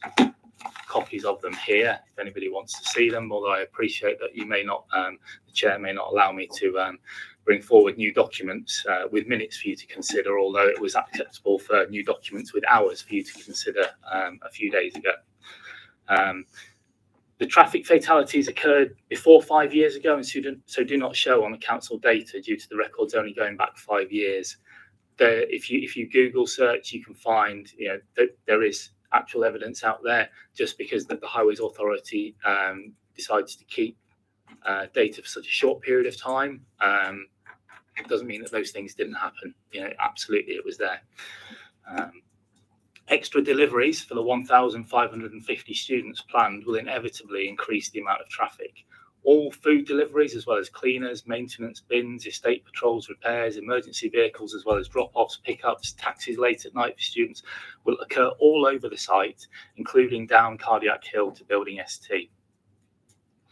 And now that residents can finally see some drawings showing the building, these show in one direction from ST, residents have at least 54 openable windows facing directly at them, and on another side, 48, plus the main doors, plus the fire escapes, plus the road, plus the outside social areas and the bike store. It seems surprising that window control zones were put on one side of the site, but not on the other to mitigate exactly the same issue. On building CB from the other direction, we also have 41 openable windows plus doors and a large outside social area facing our direction. So for both buildings, our streets have a total of 143 windows facing us, directing noise and light straight onto the residents there. Due to ST being surrounded on 3 sides by small private dwellings, Dunvegan Close and Elmbridge Gardens are not the only ones to be affected. Streatham Drive, according to the latest pictures, we have on building ST 63 openable windows facing directly at the rear of property number 43 in their back garden. They also have QR building to their right with 48 windows plus 3 doors facing them, making a total of 111 windows and 3 doors facing the rear of their house and gardens. And again, an outside social area. Moving on, we're reading the list of stages in the appendix. At first glance, it seems as though UPP have worked with residents by showing them what was planned throughout. This has not been the case in the view of the residents. At each stage, all images of CB and ST have been hidden from residents despite our repeated requests for them to show us what they plan to build so that we can comment and be included in the planning process. Since 2019 and during all the outline planning and subsequent processes, including the exhibitions, feedback session and consultation meetings with residents, at each and every stage, residents have expressed their objection to the heights and huge overbearing size and other impacts of the buildings CB and ST, formerly A1 and B1. At each stage, we asked for pictures or models showing us what these looked like. At each meeting, we tried to discuss mitigations like window control zones or reducing sizes, and UPP was not forthcoming with any images or discussion in any way, shape or form on any mitigation measures with us. At no point have they ever entered into any of the mitigation discussions we have wanted and we have asked for. All our written requests or objections and feedback have also been completely ignored so far. After all these meetings and feedbacks from residents, on Monday, February the 6th, 2023, after their plans were finalised, they finally showed the only image of ST with their tiny model and an image part of it, which was clearly marked QR. not the same building at all. Can we now be listened to, and at least some of the mitigations we have been asking for 3 years be looked into? Planning policy H5 states that the development of special needs or student housing will be permitted, providing that planning statement, page 11. A, the scale and intensity of use will not harm the character of the building and locality, and will not cause an unacceptable reduction in the amenity of neighbouring occupiers, or result in on-street parking problems. B, the proposal will not create an overconcentration of the use in any one area of the city that would change the character of the neighbourhood or create an imbalance in the local community. If UPP go ahead and build what they want without listening to their closest neighbours, it is clear most of this policy will also be ignored. Achieving well-designed spaces, 3.3.10, paragraph 124, states that the creation of high-quality buildings and places is fundamental to what the planning and development process should achieve. Good design is a key aspect of sustainable development, creates better places in which to live and work, and helps make the development acceptable to communities. Being clear about design expectations and how these will be tested is essential for achieving this. So too is effective engagement between applicants, communities, local planning authorities, and other interests throughout the process. 3.3.11, paragraph 127 states that the planning policies and decisions should ensure that the developments A will function well and add to the overall quality of the area, not just for the short term, but over the lifetime of the development. There has been no engagement at all during any of the meetings with residents and UPP, and our comments have so far been ignored. If this continues, residents and students will both get poorly designed surroundings that will create problems for both for no reason other than the lack of meaningful engagement by designers. For years to come, it will mean residents complaining about students and students getting annoyed at being told off by a state patrol, all of which can easily be avoided with some thoughtful, clever design solutions. If UPP would now like to discuss some of those solutions with the residents, it's not too late, and in the long term it will create a much more harmonious part of the city and partnership with respect between the university and their neighbours. Please do not ruin our roads for no reason. Please compromise by mitigating some of the problems UPP are making with their poor design choices so far. Thank you for listening to that statement that I read on behalf of the residents. There's a few points that I personally would like to make in my capacity as a ward councillor for this area now.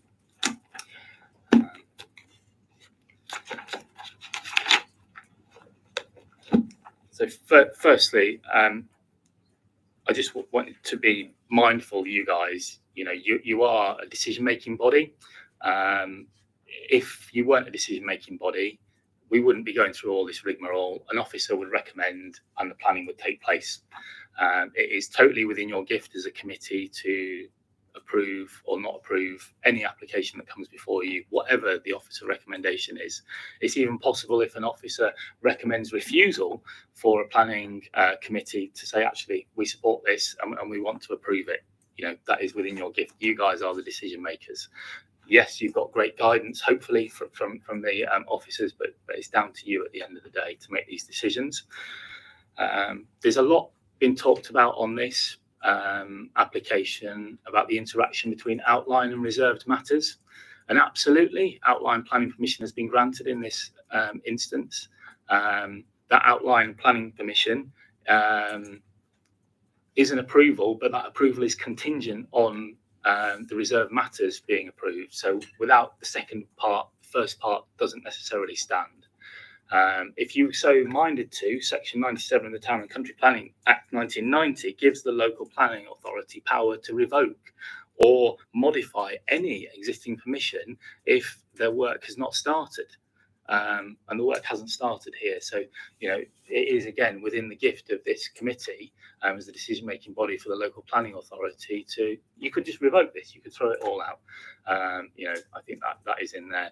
I see they're frantically Googling over there, so maybe they'll come back with a rebuttal on that one in a minute. But that's my inference from that point there, Section 97. A lot of technical detail has been given through these presentations, and I must thank the officers for the additional work that's obviously gone on since we were last here. Maybe if some of the additional details that we've been party to tonight had come forward months or years ago even, we might not be sat here today with so many residents still really concerned about the impact that's going to happen to them. There was also a mention and a discussion about reasonableness. And I think any reasonable person would think that a 4-story building with however many, a 3-figure number of windows pointing at a property is overbearing. Overbearing, we all understand the dictionary definition, and yes, there's a different legal definition when we come to the planning committee, but that building in that location is absolutely overbearing for the people of Elmbridge and Dunvegan.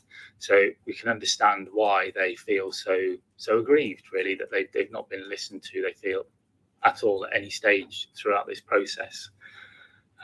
So those are the points I'd just like to make to you, and I'm happy to take any questions that anybody may have. Okay, so I invite questions to Councillor Pearce from members relating to the matters that he's brought before you in his statements. Sorry, right, okay, thank you very much indeed, Councillor Pearce. Okay, have a good evening, guys, and we'll see you in a few weeks' time for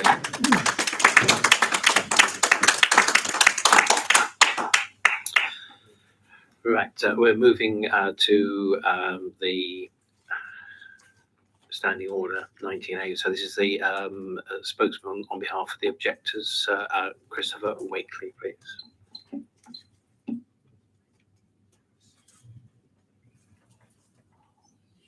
Thank you very much. Before I sit down, I again would like to express my disappointment that I can't show you my pictures up there, because it would be so much easier if everyone could see the pictures I'm talking about. I gather someone's duplicated them and they can be given round. I did ask for that to be the case. Can I say that they were distributed at the last meeting, and I received an email with them, so I presume you've emailed all the members of the committee. Yes, exactly. So members have received them as an email. Yes. I'm sorry, these are smaller pictures than the ones I would like you to have seen, but I wasn't sure that they were going to be duplicated here. So I'm sorry about that. Right, thank you. Which button do I push? Either. And left hand, right, okay. So firstly, thank you so much to those of you that came to do the site visit. I hope that gave you the perspective that we've been trying to share with you through pictures. Just doesn't do it, I'm afraid. So thank you for coming, and thank you for walking up Cardiac Hill and seeing why it's such an important factor and why we are so upset that so many of the pictures and plans that we've seen have completely tried to mask Cardiac Hill. We do have concerns about the traffic safety, and we're very, very unhappy about the process of consultation, which hasn't really been consultation at all. However, I just want to talk about some simple mitigations that for us would put the whole thing to bed and make us much happier than we are now. If you look at the pictures, the first picture is part of the visualization from Exwick that came out in February, just after the final date for objections, but that was the first time anyone had seen a picture of the whole scheme. It shows the two buildings outlined in red that we are concerned about, CB and ST in particular, in relation to our homes. Picture 2 shows the plan and shows how those two buildings, one with 41 windows, one with 52, look directly over our properties. Picture 3 is an interesting one because it's a detail from the plan that you have in front of you. It's a detail which somehow magically makes Cardiac Hill become a flat lawn, which upset us greatly. We've done some investigation. There is a technical reason why that is the case, and it's related to the software that was used, particularly Google Earth. I'm happy to share that with planners as well as with you if anyone wants to ask me that question. But it's inadequate as a model and it's inaccurate. So on that picture, I've put in a very crude red outline where ST stands in relation to our buildings. You've seen picture 4 before. That's what it looks like when you stand in Elmbridge Gardens and look up at ST. You've stood there, some of you, and you will know what I'm talking about. Picture 5 shows what I think is a suggestive mitigation we've made from the word go, and nobody's listened to us. But we think that ST, if it were reorientated, and I gather I've just been checking myself, it says that is part of reserved orders that we can do that, towards the northwest. Students look at students and not at us. And if you made that mitigation, that would make a huge difference. Of course, we prefer it wasn't there at all, because it's the one that's been sneaked in on an area of the site that's not being used for accommodation at the moment. Or you might consider reducing it in height. So I've summed up the mitigations on the last slide. I'm not going to repeat them. They're very simple. Up to you to consider them. But as our elected representatives, we look to you to support us in the Liverpool Exeter vision, strengthening neighbourhoods, improving our quality of life. Thank you, Mr. That's your Wakely. job. Yep. So we don't want to be the next Glenthorne Road, those of you that have looked at it.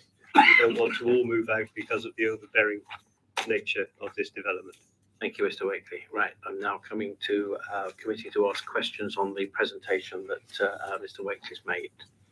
Any questions? Councillor Mitchell? Just one, Chair. In regard to the purple one on the map there, which is current reception area in Burke's Village, what mitigation do you believe would be helpful there to the residents? Well, it's 6 stories and all the buildings around it are 4 stories. That means that 2 of those stories will look over the top of the trees straight into our garden. So if that were reduced to 4 stories, that would be much more in keeping with the buildings around it. And the trees would, as they do at the moment, very effectively hide the site. Doesn't stop the sound and the noise, but it hides the site. Thank you, Councillor Mitchell. Are there any other questions of Mr. Wakely? Okay, thank you, Mr. Wakely, for your. Thank you very much.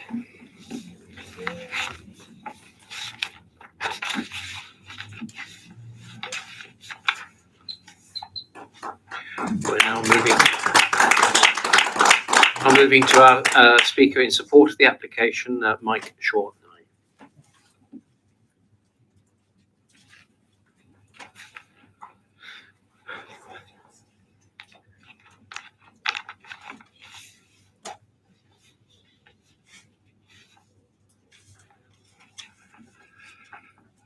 Good evening.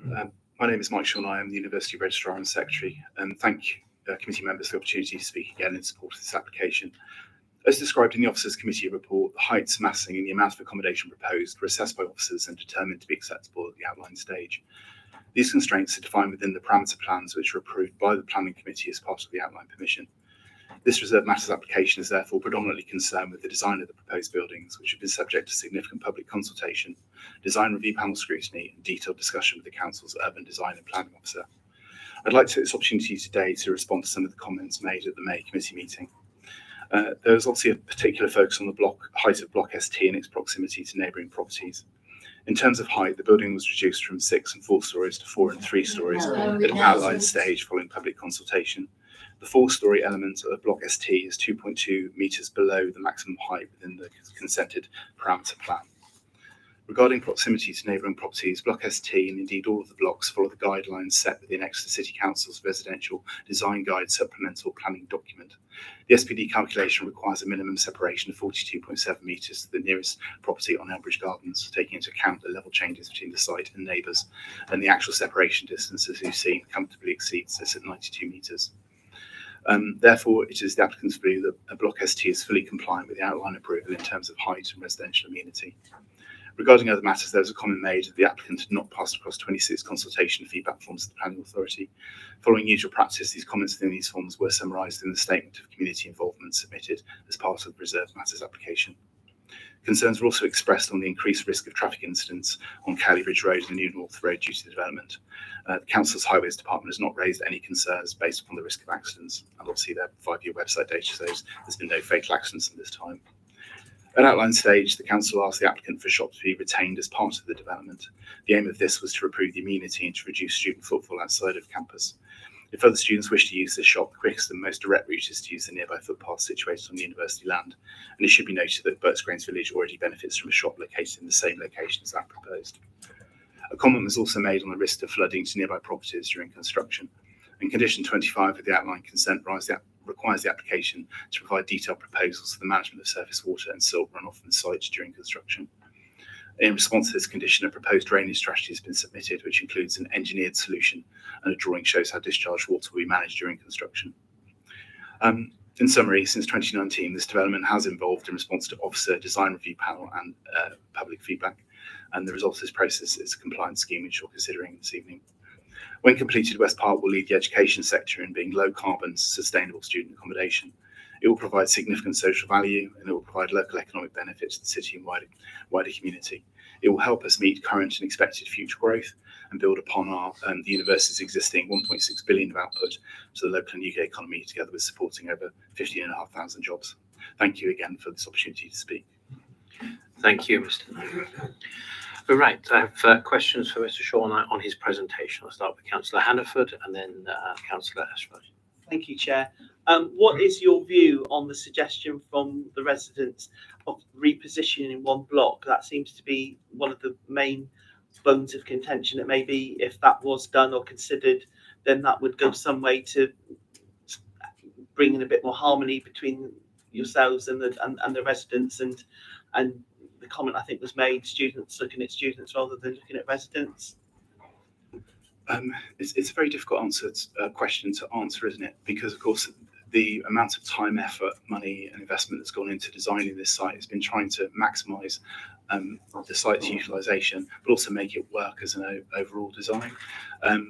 I have no idea whether in doing that it would effectively mean that the project can't proceed or not. The design was obviously to meet within your own guidance in terms of distances, etc.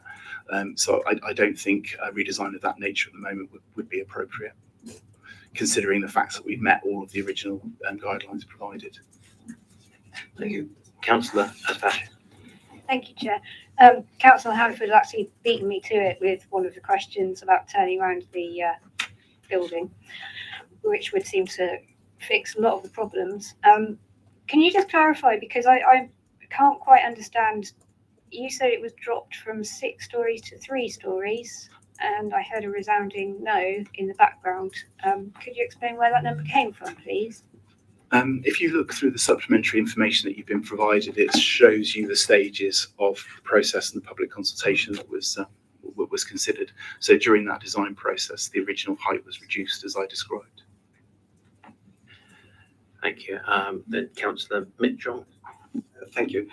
In your presentation, you referred to the parameter plan, which was the approved at outline stage, implying that in effect there's terrible pun, but almost set in concrete, in that you kept to that plan. But when you look at legal advice on scale, which is one of the reserved matters, it does say, for example, including the specific dimensions of each building, so therefore it can go up or down around. Can you explain, in the light of all the comments over the extended period and meetings we as ward councillors have had with you, that these 2 particular bones of contention have been raised time and time and time again, yet nowhere can I see a written response from yourselves or for the planning officers why they have been disregarded, discounted, are not acceptable, except this evening when you say it's now too late to do anything.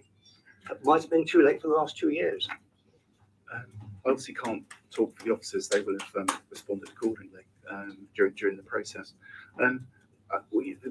These sorts of designs always evolve as you work through them, but you obviously have to follow guidance that's being provided. Many millions of pounds are spent in developing these sorts of projects, and you have to then create business cases to support it. And every single room that's part of those development plans needs to effectively pay its way for the next 50 years. You can't simply lop floors off buildings and expect that to still stack up and still for you to be able to deliver it and implement it. I think also if you have guidance which says that you've got, that you have a maximum size which you need to fit within, then to actually adhere to that means that therefore our design is acceptable according to the guidance that we've been provided with. And similarly, in terms of adhering to, the distance between the buildings that are proposed and neighbours is also above plan. Under planning law, it's very difficult to understand why you would adapt that proposal, especially if you need the bedrooms that are in there to deliver your objects of the project. I think before I go to Councillor Ward, can I please remind members of the public that you're here as observers. Please do not make comments. It's very distracting for members who are trying to concentrate on issues which are obviously very dear to your heart, but also need to be made with clarity. So, Councillor Ward. Yes, thank you, Chair. The points have been made during the objections that UPP have not responded or that there's been no meaningful engagement and there's likely to be future disharmony as a result. Now, these buildings are in a very prominent position in the city, like to be seen from Exeter and so on, and be there for a long time. I just wonder what comment you might have about the apparent lack of meaningful engagement and future disharmony, because I would have thought the university would want to live in harmony with the local people way into the future and not have a possible running sore. Thank you. Of course, we want to live in our city and contribute to it. Many colleagues and people who live in and around the university are members of staff, or retired members of staff, or potentially future members of staff. We take our responsibilities to the city, very reasonably. In terms of the responses to the consultation, I think I would just take you back again. If you have your parameter plan and you're designing within that which has been approved, then that is what you design to.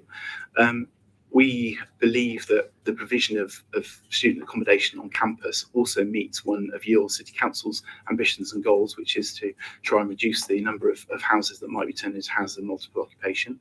We believe that the sort of management regime we put in place and through our partners UPP, many of you have referred to the role of estate patrol, etc., suggests that we are well placed to manage behaviour and activity within the campus. It's not too long ago since I heard similar objections around East Park. Now, I've been monitoring and watching those concerns, and that they haven't come true, and that's partly because of the way the quality of the building, the insulation, the management regimes that are put in place. So I have every confidence that we'll be able to deliver this new project and then manage it closely, and it will actually have a positive impact on the city. Thank you. Any more questions from members, please? In that case, I'll thank you, Mr. Shaw and I, for your presentation.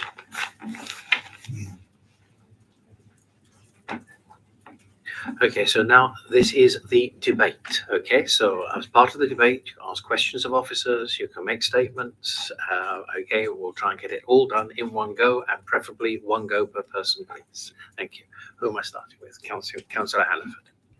Chair, I just want to start by making a statement which I think we must make in terms of, and because it's often alluded to, it's been part of some of the representations that have been made even here now, that in my considered view, and I've said this before, we are very lucky to have Exeter University, both in terms of its educational assets and development, in terms of the cultural element it brings to the city, and also the diversity it brings to the city. So I think we are very conscious, and I'm very conscious, that we want the Exeter University to thrive and develop in a responsible way and carry on the great trajectory that it's doing in so many ways. So with that given, back to the planning matters that we are looking at here. Now, I hear what has been said by the representative of the university, but I still think one of the big ways that we can square the circle on this application is by considering recalibrating that building. I'm not talking about the height of it. I'm not talking about the what's there, but the simple fact of recalibrating it would, I think, go an enormous way to making this more acceptable to the local community, and develop some of the harmony and community building and bridge building that will need to happen as this goes along.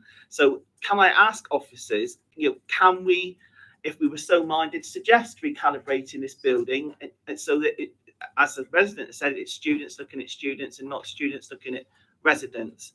I'm reluctant to go down the road of, for example, having smaller windows for students, because we want the students, when they're there, to have somewhere decent to live and study and a good quality of life.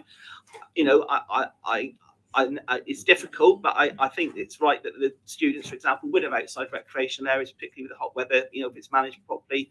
But I still think we can get to the right spot. So can we now have that discussed? Are we allowed to suggest that amendment? I think it's probably been suggested before or considered before, or maybe it hasn't, because I think if we could do that and get some agreement, and with respect to the representative of the university who said there are costs involved, with respect, the Exeter University is a multi-million-pound business, as well as being a first-class educational establishment. I don't think that it would be beyond the realms of possibility to look at tweaking this application and making it more acceptable to the local community. So I would like to propose, if I can, that is factored into our approval of this application.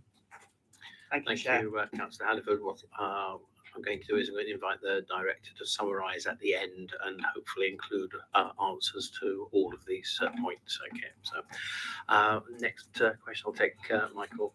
Sorry, Councillor Mitchell.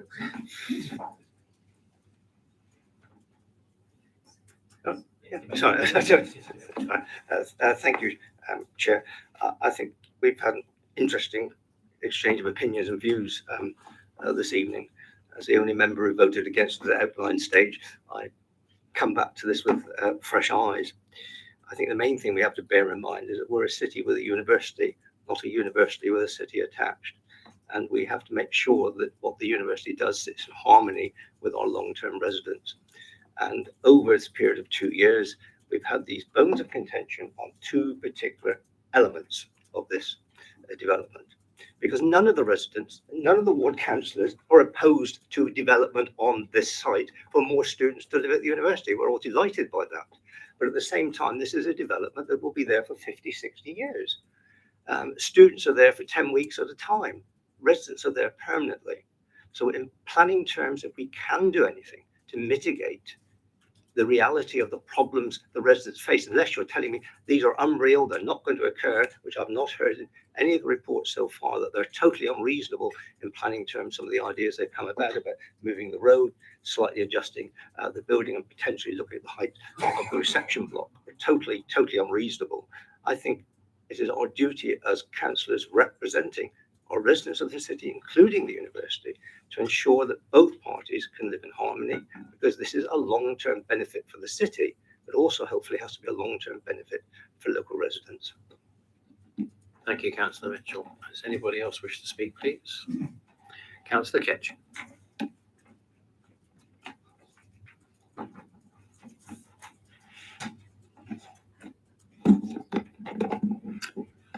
So in my view, that this development should be a celebration of all that's good about Exeter, and the university definitely included, so echoing a lot of the comments from all corners of the room. I've looked at this application. It's 257 documents. I extended myself because I thought it was such an interesting and a key development. I actually had a look at the 106 documents of the initial outline application as well. The thing that struck me, and it really had an impact on me, is that there's no impact of New North Road in the development, other than, of course, the junction that's going to be modified with Streatham Avenue. There's 4 years worth of data available from the Devon County Council website, and in that 4 years of data, it does document 2 other hotspots on New North Road, up at Buller Statue and down, I think it's the Bonhay Junction. But as the university has quite rightly pointed out, in that 4 years, there have been no recorded incidents on the stretch of road that's in contention. My problem with that, and I can't say this strong enough, is that this data is just not statistically robust data. and I feel quite clear on that, having a background in health statistics and then obviously on patient contact as well. So we've got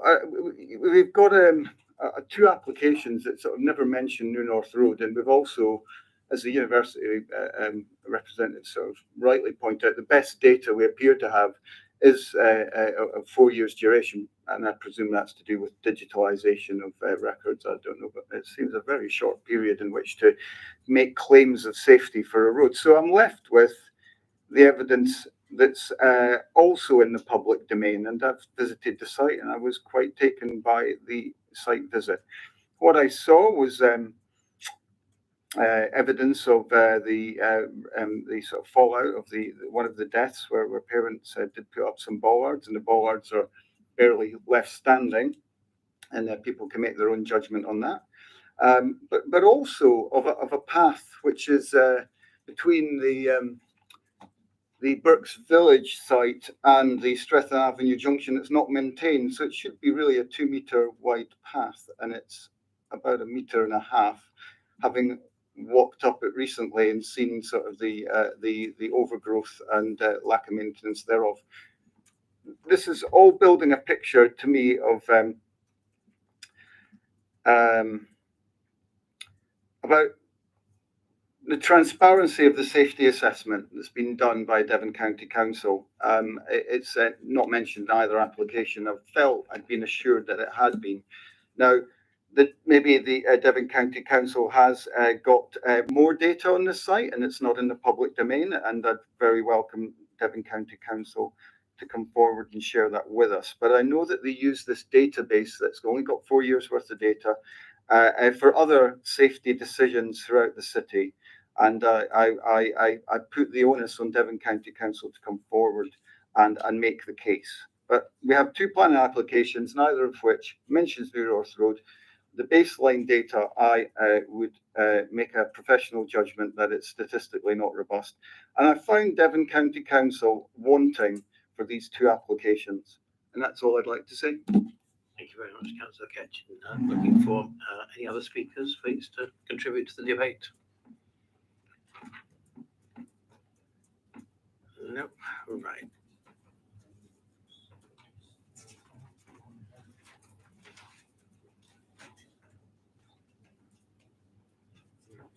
Right, okay, so what I want to do is I want to allow us 5 minutes just to stop and reflect before we get to summings up and a call to vote.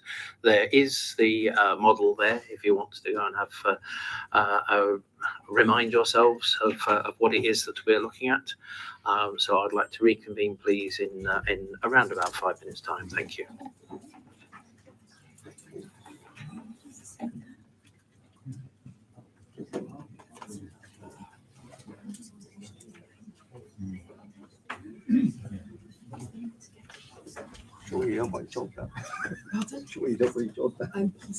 I'm doing very much. I've got some work done. I've got some nicely. Having some life.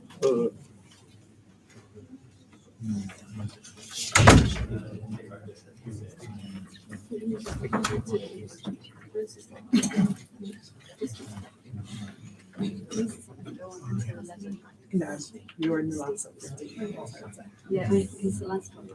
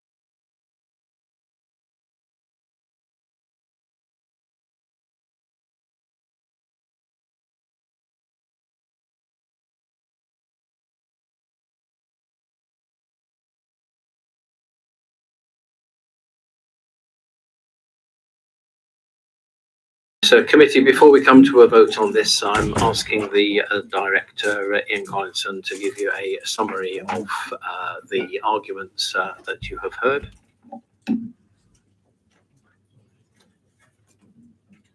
Thank you, Chair. I will be brief. You'll be pleased to know. So I think to begin with, we've heard quite a lot of discussion this evening about whether it's possible to recalibrate or mitigate somehow a development that has already got planning permission. And equally, there's been a tendency, I think, on behalf of some members of the committee to go back to 2021 and reconsider the decision that was made by that planning committee.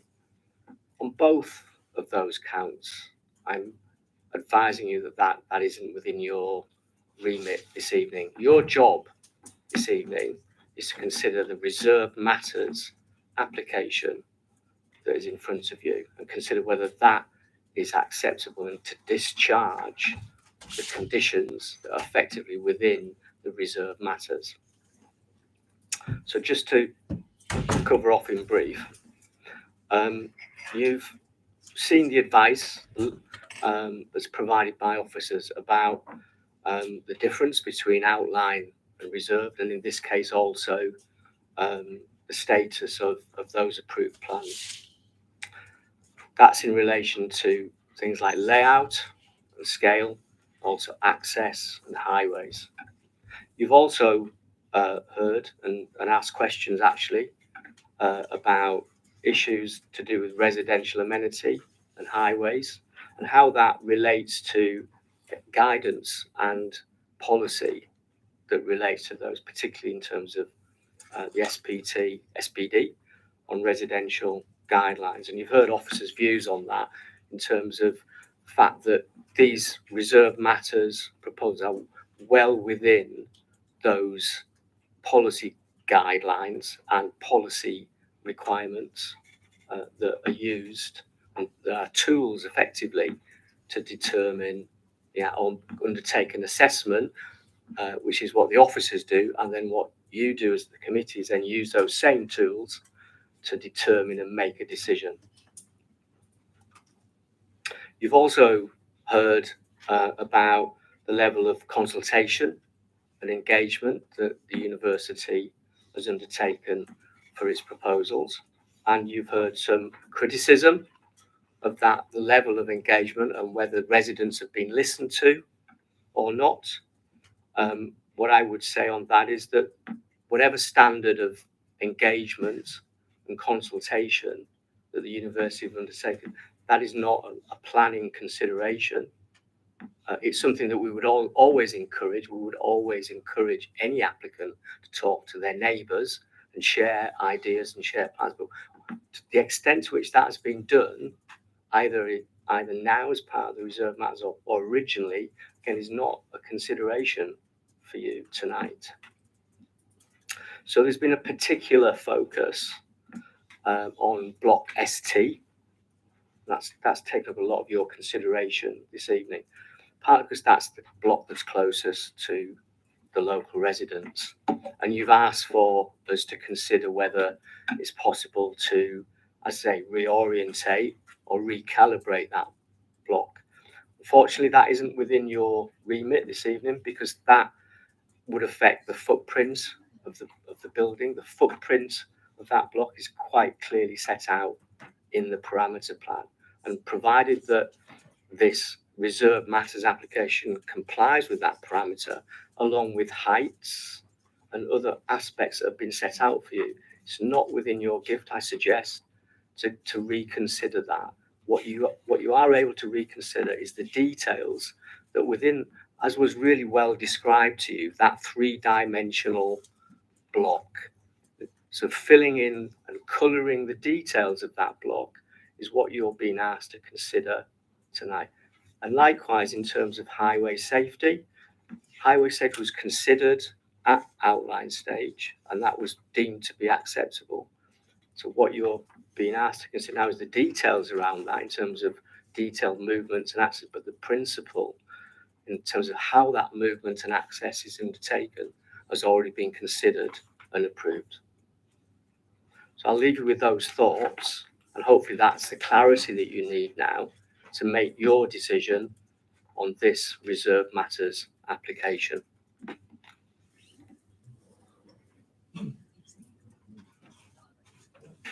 Is it a point of order, Councillor? What's the point of information? At what point were elected members given the opportunity, the chance to have a discussion or actually debate the potential recalibration of this block? When was that given to us? Because I'm really struggling. What is the purpose of the planning committee if we cannot look at things that are of a material consideration to this application that have been brought up, I understand, time and time again? That would have been the original committee considering the outline proposal. So we are talking about reserved matters. We have to stick to what we have in front of us, Councillor Hannaford. I'm sorry. Point of information, Councillor Wall. Point of information. The point was made that this council can revoke the outline permission. Is that correct? I will have to hand over for advice on that. I can't possibly comment. So I wasn't attempting to summarise everything that we've heard. There are powers to revoke planning permissions. I would suggest to you that that isn't within your scheme of delegation to do that. If there were those powers and the council chose to explore those powers, it's more than likely something for the whole council to consider. And clearly there would be, within those legal powers, there are other considerations, including compensation.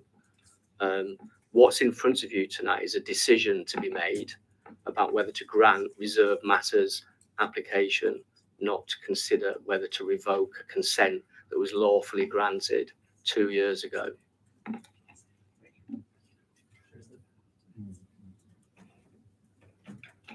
Again, in the comments you made, you talked about the layout having been agreed. Therefore, the reason we can't do anything about the building is the footprint area. In other words, you can't move because of the existing footprint. But my legal definition of layout from planning is, in planning context terms, this relates to the positions of buildings, green spaces, roads, and any other form of relevant space or infrastructure.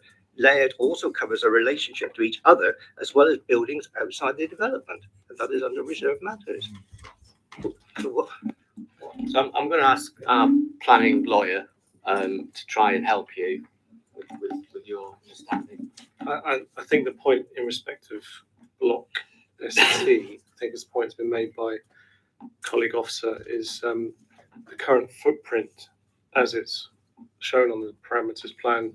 It can't be rotated because it would fall outside the land use parameters plan.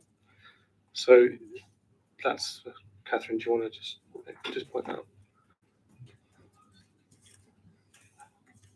Block ST is within this pig bit here. This is an approved plan from the outline consent, and that's the residential zone, the pink. So if you were to twist that, it would go into the landscaping movement zone. So that's been approved at the outline.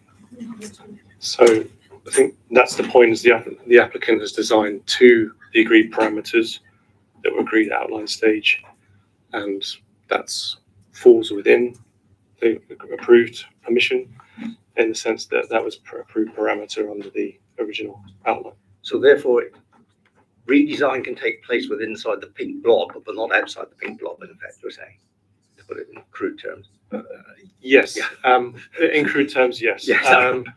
But in terms of what's for consideration tonight, it's what's proposed. But yes, officers would have looked at those pink blobs and gone, yes, that's the area for development. Yeah.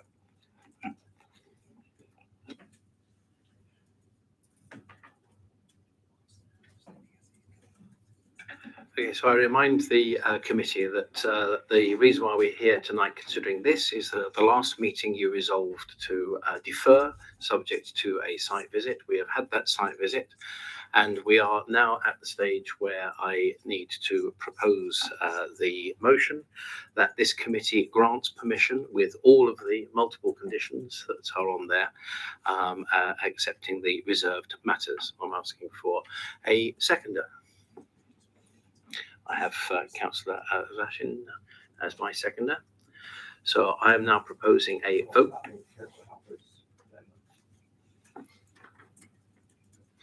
Seconded, I don't think, Chair. Right, okay, so Propose motion, which is the officer recommendation. yeah, so we'll now go into the, so if this particular motion fails, we'll then go into deferral mode again, which means that we can then come back. Yeah. Complete the second motion, yeah. So the motion is Which will include Chair, just to help, I don't necessarily want to vote against the whole application. I just want to simply try and move the amendment and for want of a better phrase, maybe to recalibrate the building within the pink blob on that with all, area. with all I mean, due that respect, seems to be the Councillor Hannaford, terminology. what you are then doing is you are putting a completely separate motion. Right? I can't accept that as an amendment to the motion, because then the substantive would effectively be creating an illegal. We would be forcing the applicant to completely redesign their building. One building. And what is happening tonight is we are looking at these reserve matters. If these reserve matters fall, we move into a completely different set of procedures. We're going to just to try and help all the committee. What's really important for you and for the council is to consider the proposal. The proposal is to support the officer recommendations. If that fails, then we can go into alternative consideration. If that alternative consideration is to reorientate the building to meet residents' concerns about residential amenity, in all probability, that would take us outside of the approved parameter plans. In other words, that would take us outside of the planning permission that has been granted. If you were minded to do that, our firm advice would be, should the applicant then appeal for that non-determination, if you like, they would have every chance of success, because a planning inspector would look at that and say, what Exeter City Council Planning Committee has done is taken a scheme outside of what was granted planning permission.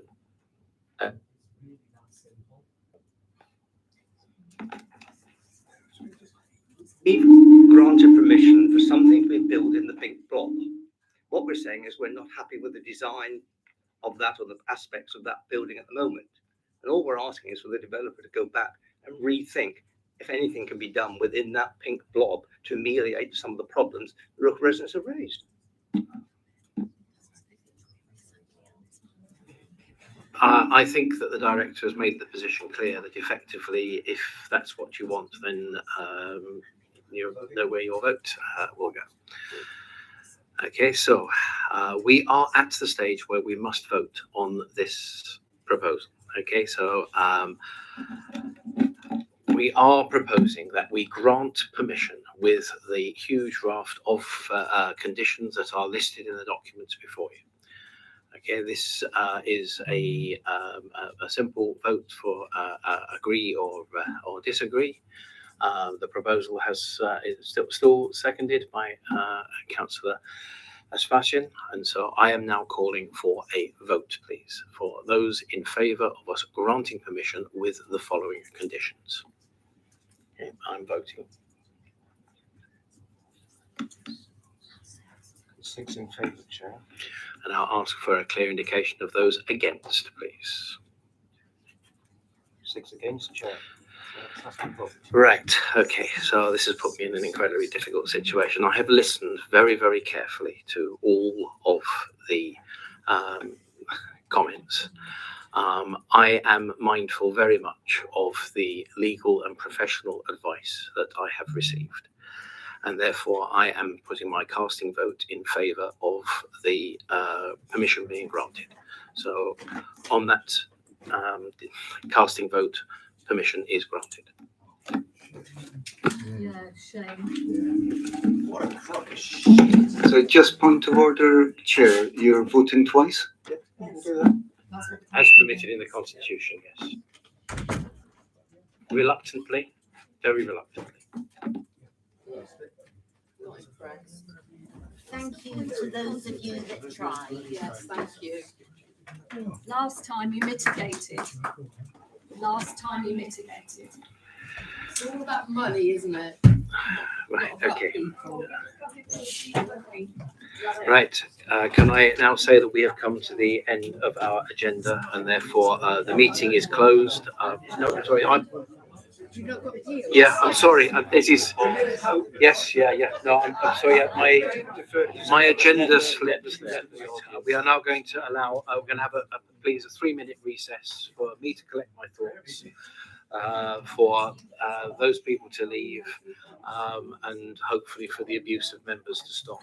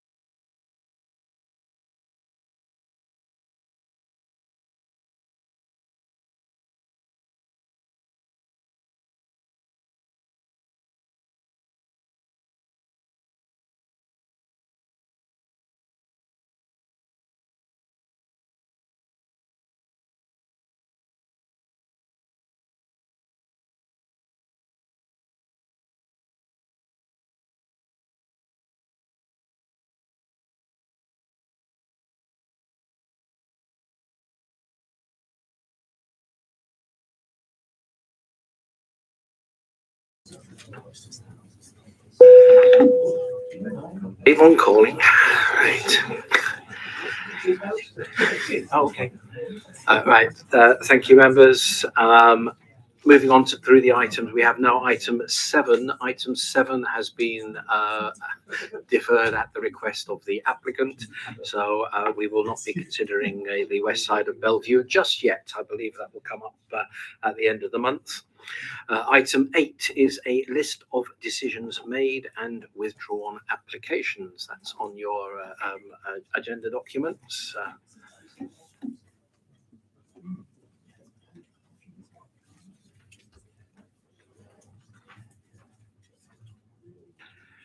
Okay, I'm asking you to note that list.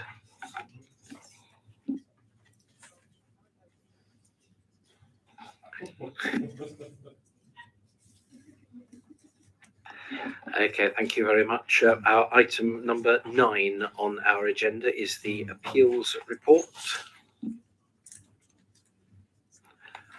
Again, ask for you to take that into the record.